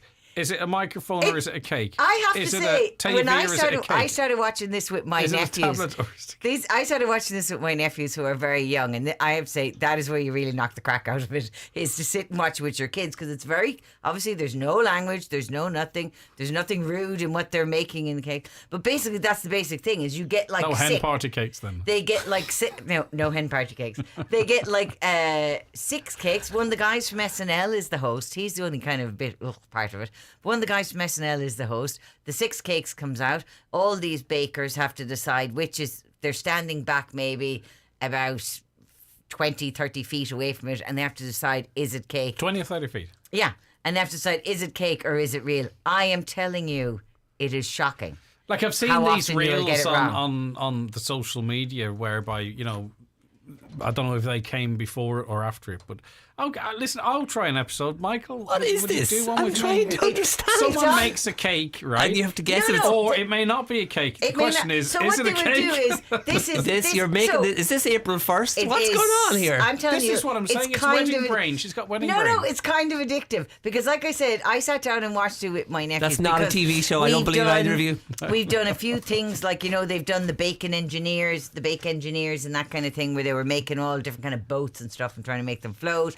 You can do, you know, any of those cakes. So there's loads of those kind of shows on Netflix. We have reached the end of I television. think- it's the number one I show agree. on Netflix. Yeah, it's number yeah, one but in that's a problem. America. That's a problem. Oh, but if you I watch agree. it though, We've run out of because ideas. Even at the end, I'm telling you, even at the end, right? So then, if you go through, because what happens is that 2 or 3 people have to pick: is it a cake? Is it not a cake? Then they have to make something themselves, and then there's 3 celebrities. Bit dodgy now to call some of them celebrities, but there's 3 people who maybe they're well known in America come out, and then they decide. In amongst with the baker, they decide from the non-professional bakers: is it a cake or is it not a cake? And then I'm going home if to- you get, I'm Googling. no, I'm if you Googling. get through I've to stumbled that, into you something. win $10,000. Cakes. All right. Is it actual $10,000? And is it dollars or could cake? it be a That's cake? it exactly. If you get through to that, you win $10,000, and then they bring around a thing which is No. like a bag of money. No. Or a cake. No. Oh, no. And No. I have, out of 5 times, 3 times I've gotten it wrong. Right. So It is So you keep unbelievable. notes. made Are you this using program. Microsoft Excel to track your watching of this You program? will totally have an Excel spreadsheet by the end of this show. Right. It's so good. I'm like, Okay, what am I going to listen. do for my nephew's birthday now after this? Is it a Bake cake? him a suitcase and ask him, is it a I cake? swear to God, I you don't should know. see them. They do handbags. One woman decided was going to do a shoe. like a runner, and I was like, oh God, that's really hard. Laces and all. It was unbelievable. Even had dug it out a bit so that when you looked at it with the camera angle, it actually looked like it was the... I feel like I didn't take my medication this morning, and I'm not. I swear to God, try it. Everybody should watch at least one of them. It's so much fun. It's on Netflix. And you will definitely Netflix. find yourself sitting with your Shall family we watch going, one? Shall we commit to watch one? And I'll actually commit we'll to both watch do it? one. I committed to 25 watching a minutes, is Bridgerton a couple of weeks ago. I still haven't done it, but I'm going to do it. Bridgerton's different. No, but I said I would watch one just to scout about it on the radio. They're just 25 minutes, and I guarantee you that by the time you're at the end of it, you and your family will be sitting around going, it's definitely number 5. Definitely number 5. Okay. At the moment, I'm just trying to find things that capture attention long enough to change a nappy. Yeah, okay, well, fair this enough. is definitely. It's got lots of bright colours and everything in it, Well, and lots of chatting. Because it's just turning into a wrestling match every time now. I don't have that issue with the 2 lads I'm sharing a house with, but I'll suggest it and see what happens. Okay. And the show, not the changing of the nappy. That's what I'll suggest. All right, then. The show. The show. We are going to be drawing out the number for our competition now after this break. Stay right where you are. It is the effectively €15,000 massive holiday. Let's call his name. Mike Denver in concert with guests Philomena Begley, Ray Lynham and Brendan Shine at the Millennium Forum Derry on Saturday, April 23rd. Tickets at the theatre box office. That's Mike Denver in concert at the Millennium Forum with Philomena Begley, Ray Lynham and Brendan Shine on Saturday, April 23rd. Celebrate Easter at your local cost cutter. There's Lion's Original 100 tea bags, only €2.50. Coca-Cola 24 250ml cans, only €10. Pringles 165 gram range, 3 for €5. And Muller Corner 130 gram 6-pack range, only €2.50. Cost cutter, proud to be local. Participating stores only. Stricter schemes may be needed on the new cap. For more in this week's Irish Farmers Journal is Paul Mooney. Farmers may have to do more to receive scheme payments from next year. Ban on turf sales to go ahead. Farmers to escape tax hike on green diesel. Grain prices hit record €300 per tonne. And we've top tips for breeding and reseeding. Plus, don't miss your free 48-page crop protection magazine inside this week's Irish Farmers Journal. On sale now. The Easter Sunday Drumbo commemoration in Donegal will take place on Sunday, April the 17th. Assemble from 3 p.m. at Johnson Corner in Stranorlar. Main speaker is John Finucane MP and will be chaired by Melissa McHugh. Biggie Lynn. I'm Rachel, a cancer survivor, letting you know that Relay for Life takes place on Saturday and Sunday, 28th and 29th of May this year. Why not get behind a participating team or come along to the event at the ATU campus in Letterkenny? See Facebook or contact relayforlifedonegal@gmail.com for more information. Relay for Life, celebrating cancer survivors and supporting the fight against cancer. This ad is kindly sponsored by Divers Hyundai, Canal Road, Letterkenny. It's the Right Price Tiles and Wood Flooring half-price sale. Get up to 50% off everything in store. All kitchen and bathroom tiles, all wood flooring, all bathware, all cladding. Everything's reduced. It's our biggest ever sale. The Right Price Tiles and Wood Flooring half-price sale. Stores nationwide. Sale now on. John Edwards and Sons Romelton have been growing and packing potatoes for 40 years. To celebrate, watch out for special offers in shops throughout the county this week. For a real taste of Donegal, try John Edwards and Sons potatoes. 40 years of growing. Right, you're very welcome back to the programme, and we are joined in studio by Sean Quinn, head of sales as well here, and also Fionnuala. It looks a little bit like Michael's just morphed into something else, but that's not the case. Very quickly changed here. Okie doke, it's the end of another competition here, another big giveaway, and thanks to everyone who has taken part. We're going to be crowning a winner very, very shortly already. We have a person who's going to be winging their way to Turkey for two for a beautiful holiday. We've got two lovely listeners, each with €1,000 already, maybe spent. Who's to say? That's completely up to them. And very, very shortly, someone's going to be winning a €10,000 holiday voucher for, as I said earlier on, the trip of a lifetime somewhere, or perhaps even maybe to go back and forwards from Turkey or Albufeira or wherever they want to go, and €5,000 cash. We've labelled it spending money. Could be a new bathroom, whatever they want to do with it. That's it. Sean's not going to call around and look for receipts. Well, as long as I don't have to do the fitting of the bathroom, it'd be okay. No, but try and get in a Tyler. That's another story. Yeah. But anyway, they're all so busy. Plus, Okay, you shouldn't spend this money on something as sensible as a bathroom. I'm just You win saying this- it's I know. practical, though. It's I practical, know, though. but You have to go in there every day. I know, but this money should be spent on something completely lula. That's what I just take. That's what I like about it. I mean, like You mean like cakes? Cakes that that could look- be real objects. seriously, watch the trailer. I defy anybody to watch Okay, the trailer all right, and not come watch here. the episode. Let's stay But yes, focused. 100%. Watch the cakes that look like foreign islands and stuff like that. Awesome. Okay, right. No, because this is what it is. You think about all the different places that you can go. It's just so amazing. I was actually looking at something on TV the other day, like the Galapagos, and I was like, this is the kind of money now that you could use to go to something like the Galapagos. You know, one of those things that you've heard about, you've read about it you've heard about it, you've read about it, you've seen it on TV, and you're just like, that would be amazing. Those people that are adventurous, they might think to themselves, I've always wanted to do that trek. Do you remember there was a crowd here from Donegal that went up? Was it the Antarctic that they went to and they were going up there? Like, this is the kind of thing I think you should do with that kind of money, is just go crazy. Yeah, I think so, and I think With the that's money why and the voucher I think that's why the combined. voucher element of it is good, because it kind of forces us to sort of go, right, well, Yeah. what should we do or what could we do? Right, okay, so what's the format? How are we going to do this then? Well, we're going Who's to do going to make the draw? We're going to do the draw now, and then Sean will go through all the different details with you. Then, while we are hopefully going to get the person who wins it online. Brilliant. So if you're So I get to listening steam now, my you can also trombola. watch the draw, by the way. Go to our website, highlandradio.com, and you can watch it. You just click the link, watch the show live. It's in browser there, or you can go onto our YouTube page, Highland Radio Ireland, or on Facebook, Highland Radio, and you can watch now as Sean rotates this item. So if you're in the competition, you probably know your numbers. It's the same as a raffle, really. People will know the numbers because they're absolutely. given their numbers. Yep, people should have received them by email. or Right, else so Bucky what we doesn't shall do is, with our back facing me. All right, with our back facing me. No, yeah. Okay. Okay, now let's go in. dig deep, and wait a second, please. What's the number? The number is 0874. 0874. Okay, if that is your ticket, you are a winner. Take your seats again. Yeah, I'm nervous. I know. I don't even have a ticket. And I like it. That's somebody that must be in very early on. Right, 0874. And that is really what we were talking about earlier on. It just depends. You know, you could be early, could be late, could be in the middle. Everyone's got an equal chance of winning. Absolutely. All right, so we're going to get the guys to put that number to the appropriate name. We'll give them a call and see if we can get them on air. It'd be fantastic if we could, but it's not like other... Oh, yeah, it's not we don't obligatory. insist on it, but we want to share in your good news, don't we?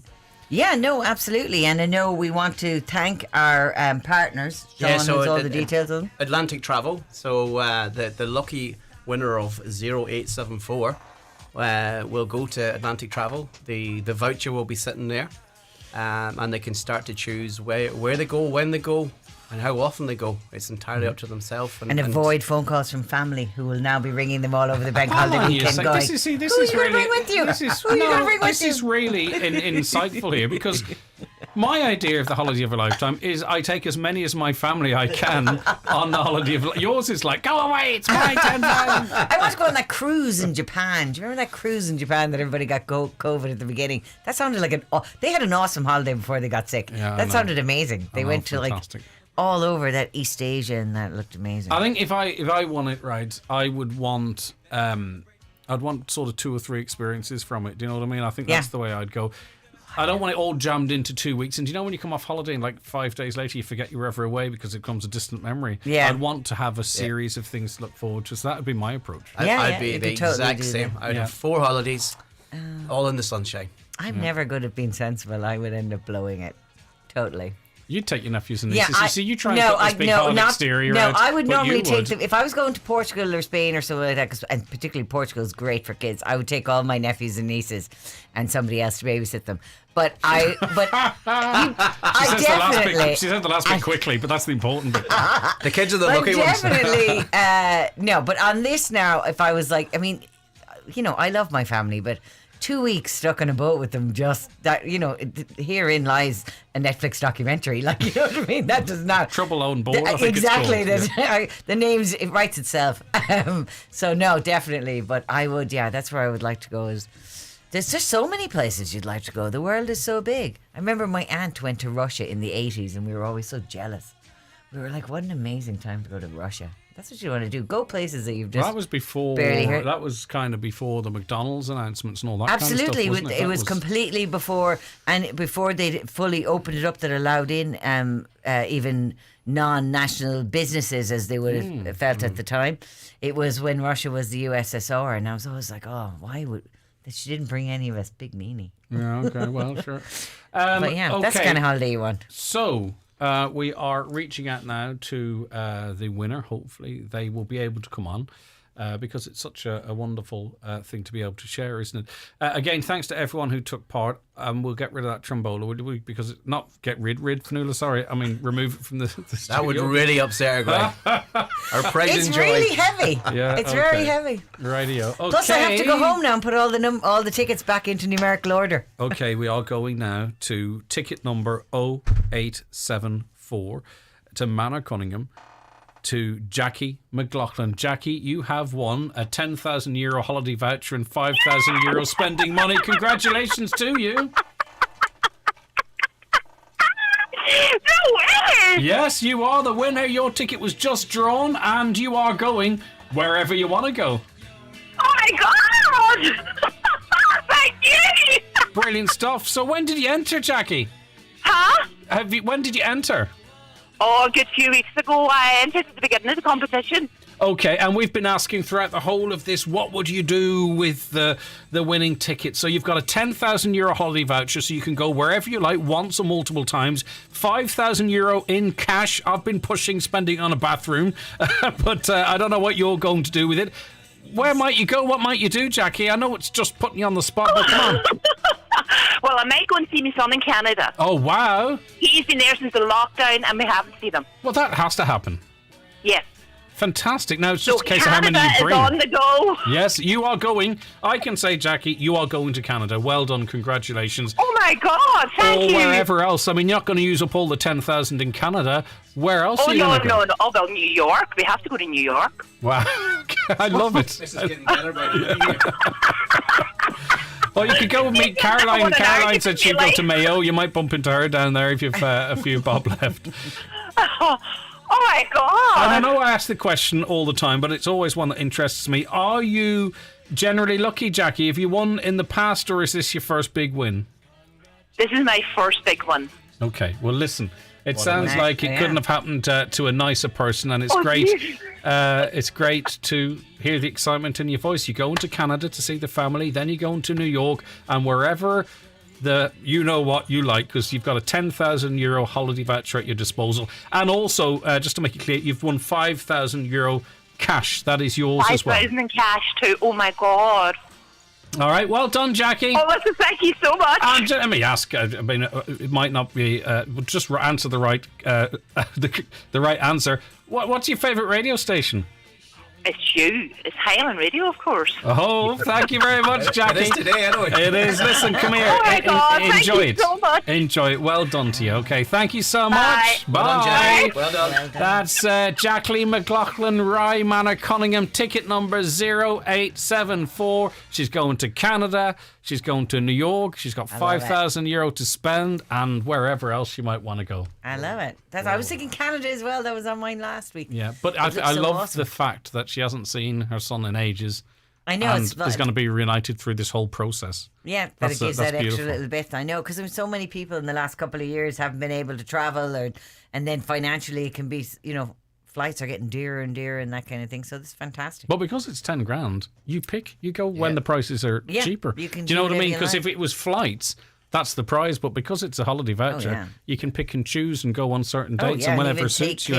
take him to New York exactly. with her. I think she's going to go to New York at Christmas time. I got that sense from her. Oh, you can, and that's where the 5,000 might be left. That's well right. Done, well done, Shopping. Jackie, woman after my own heart. All right, I mention once again, Sean, because we can't do these type of things without our partnerships and working with local business, and that's really what it's all about, is working with and supporting local businesses through sales or through promotions like this. So maybe give them another quick mention there, Sean. Yeah, so it's Atlantic Travel, and they've been a great partner on the journey. Sunway Holidays were involved with the Turkey holiday as well, which came from Atlantic. And the good thing about it is that we chose them because their expertise in the marketplace. If they want to go on holidays, pick and choose, they're there to help them as well on the journey. So it's been a whirlwind 6 weeks, but it's been brilliant, and I'm delighted for Jackie. I hope she enjoys our holidays and maybe do up the bathroom if she's a couple of pounds left. No way. I just get little obsessions. I don't know what it is. All right, listen, come here. Thanks, Sean. Yeah. Stay Pleasure. right where you are, Fionnuala, because we've got to drag a little That's bit more great blood stuff. out of that stone, because we're still talking entertainment. Michael's going to rejoin us in a couple of moments. And again, Jackie McLaughlin in Rye Manor, Cunningham, congratulations. Ticket number 0874. She is the winner. We also had 2 winners of €1,000 each, and we also had a lovely lady as well, who her and her partner, I believe, were looking forward to jetting off in September, I think it was, wasn't it? September, to October, Turkey, to with Turkey, yeah. hotel, flights and everything. So it's been a wonderful experience, a wonderful thing to be a part of, and thank you so much to all of you for taking part. If the medical experts get it wrong, everything changes. From misdiagnosis or delayed diagnosis to surgical injury or even poor treatment.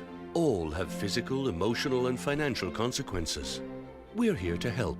So if your treatment didn't go according to plan, speak to our experienced medical negligence team at McElhenney and Associates. Find us online or call 074 917 5989. McElhenney and Associates Solicitors, Stranorlar. In contentious business, a solicitor may not calculate fees or other charges as a percentage or proportion of any award or settlement. Sailor Bill will play in Donegal's premier music venues this Easter weekend. The Carman's Marquee Muff Saturday the 16th. Tickets available on social channels and the bar. Easter Sunday, Voodoo Letterkenny from midnight. That's Sailor Bill this Easter weekend in Muff and Letterkenny. Kelly's Diner in Letterkenny now has even longer opening hours. Try Kelly's Early Bird Breakfast, one of their great lunch specials, or a renowned Jake's Burger. Kelly's famous steak specials are available every Saturday from 3, with an 8-ounce succulent steak and all the trimmings for just €11. New extended opening hours now in Kelly's award-winning diner at Mountaintop, Letterkenny. Check out Facebook for details. Do you suffer from high cholesterol, menopause symptoms, digestive issues, anxiety, aches and pains, or a lack of energy? The highly trained team at The Natural Way Letterkenny can provide advice on natural remedies for a number of individual health issues. The Natural Way also has its own brand of herbal treatments to help fight fatigue, relieve digestive discomfort, maintain a healthy immune system and alleviate common menopause symptoms. The Natural Way at Letterkenny Shopping Centre, your one-stop health shop. Declan Nerney live in concert with special guests Louise Morrissey and John Hogan. Easter Sunday, 17th of April at the Clanry Hotel, Letterkenny. Tickets on sale now from the Clanry Hotel reception on 074 91 243 69. Come and join us for a super night's entertainment.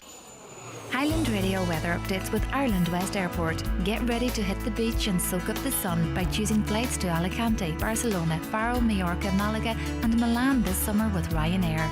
Ireland West Airport, you're flying. Okay, so the weather forecast is not as joyous as Jackie today. A dull and damp day with scattered outbreaks of rain and drizzle. Highest temperatures of 12 or 13 degrees and moderate southerly winds. Though I don't think it's really rained up here yet, so it depends where you are. Right, okay, how do we match that excitement, Michael and Fionnuala?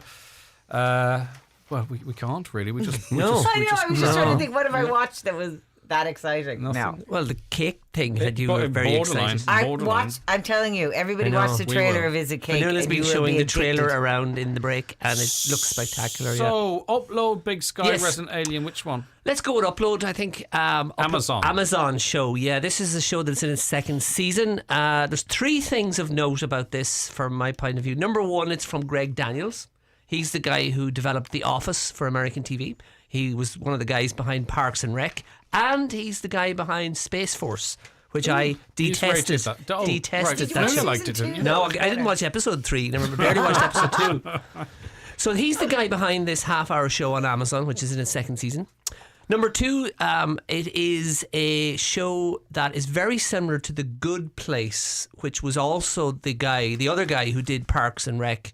The Good Place was about the afterlife. This show is about the afterlife, but in Greg Daniels' version, it's about a digital afterlife. This is set about 2033 is the year it's set. The world is very different. 5 or 6 big corporations offer clients who have enough money a digital afterlife. So when you die, you're digitized and you get sent to a digital version of heaven, which theoretically will run forever. As long as they have power to keep the servers going, you'll always be there. And so the show is a sci-fi show. It's a science fiction show that has really gone into detail. Is it comedy? Yeah, it's a comedy, yeah. It's a detailed show about sounds like this a really good idea if they did it as a drama.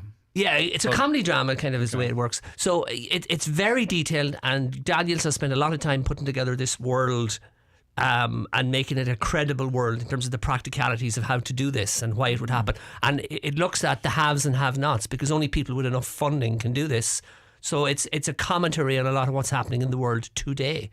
And the third thing about it could be healthcare as much as an it could be healthcare as much as anything else. Absolutely agree.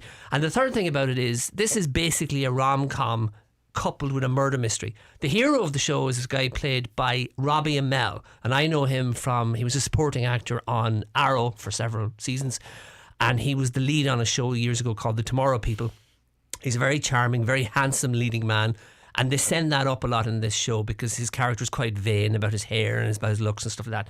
It's his story, and he is the one who is digitized, even though he's only in his mid-20s, and he is in the afterlife. And the version of the afterlife that he's been uploaded into by his overbearing girlfriend and her family it's perpetually a beautiful hotel in New England. So it's perpetually autumn.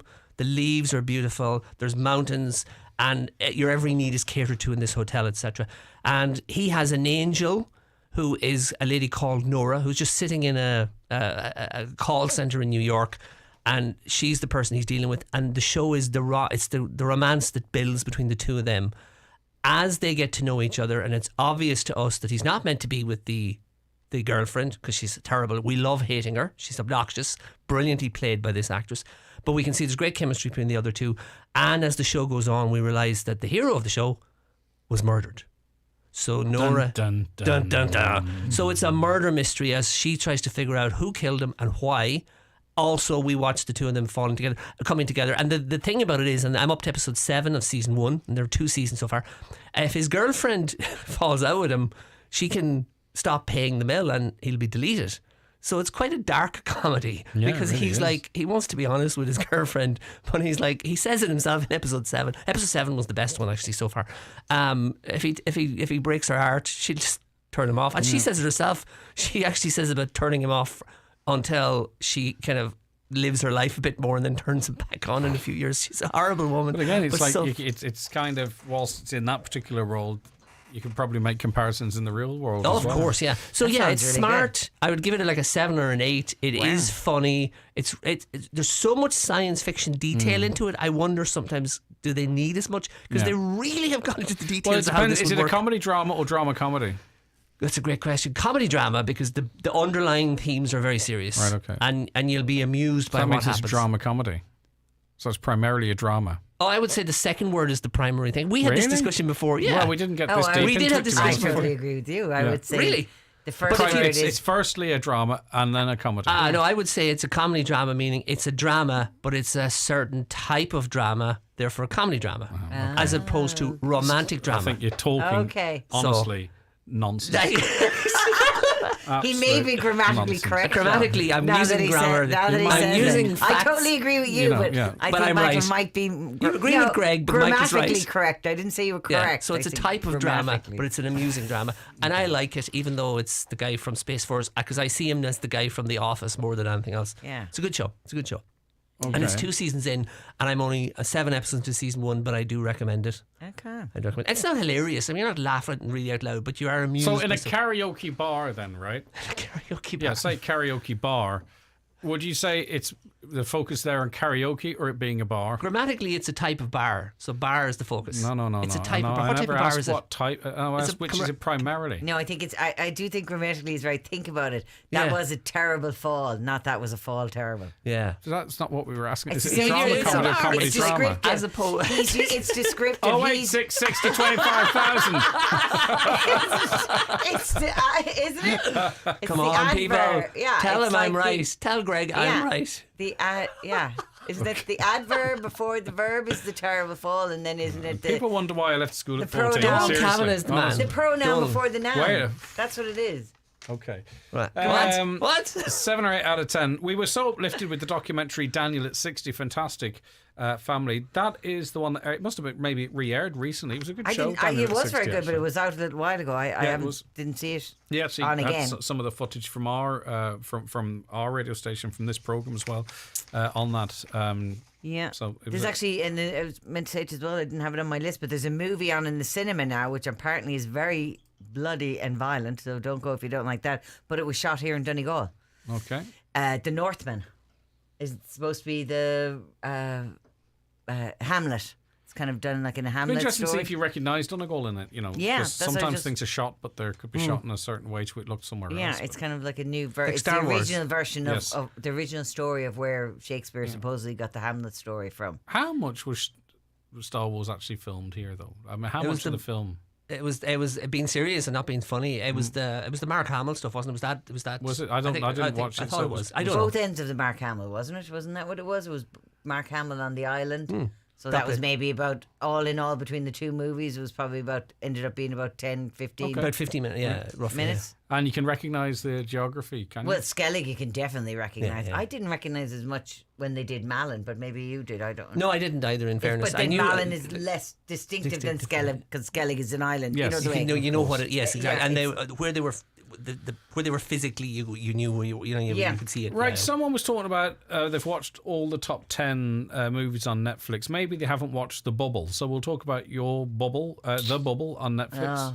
Yeah. It's not right. Okay. So this is Michael needs to do more. This is put turkeys on his list. I put it on there because other people might like it. I was really looking forward to it because there's actually quite a stellar cast in it. Judd Apatow's wife, who's, God forgive me, I can't think of her name. I only was just thinking of her as Judd Apatow's wife. I saw is the reviews in it. for David this were bad. Duchovny's in it.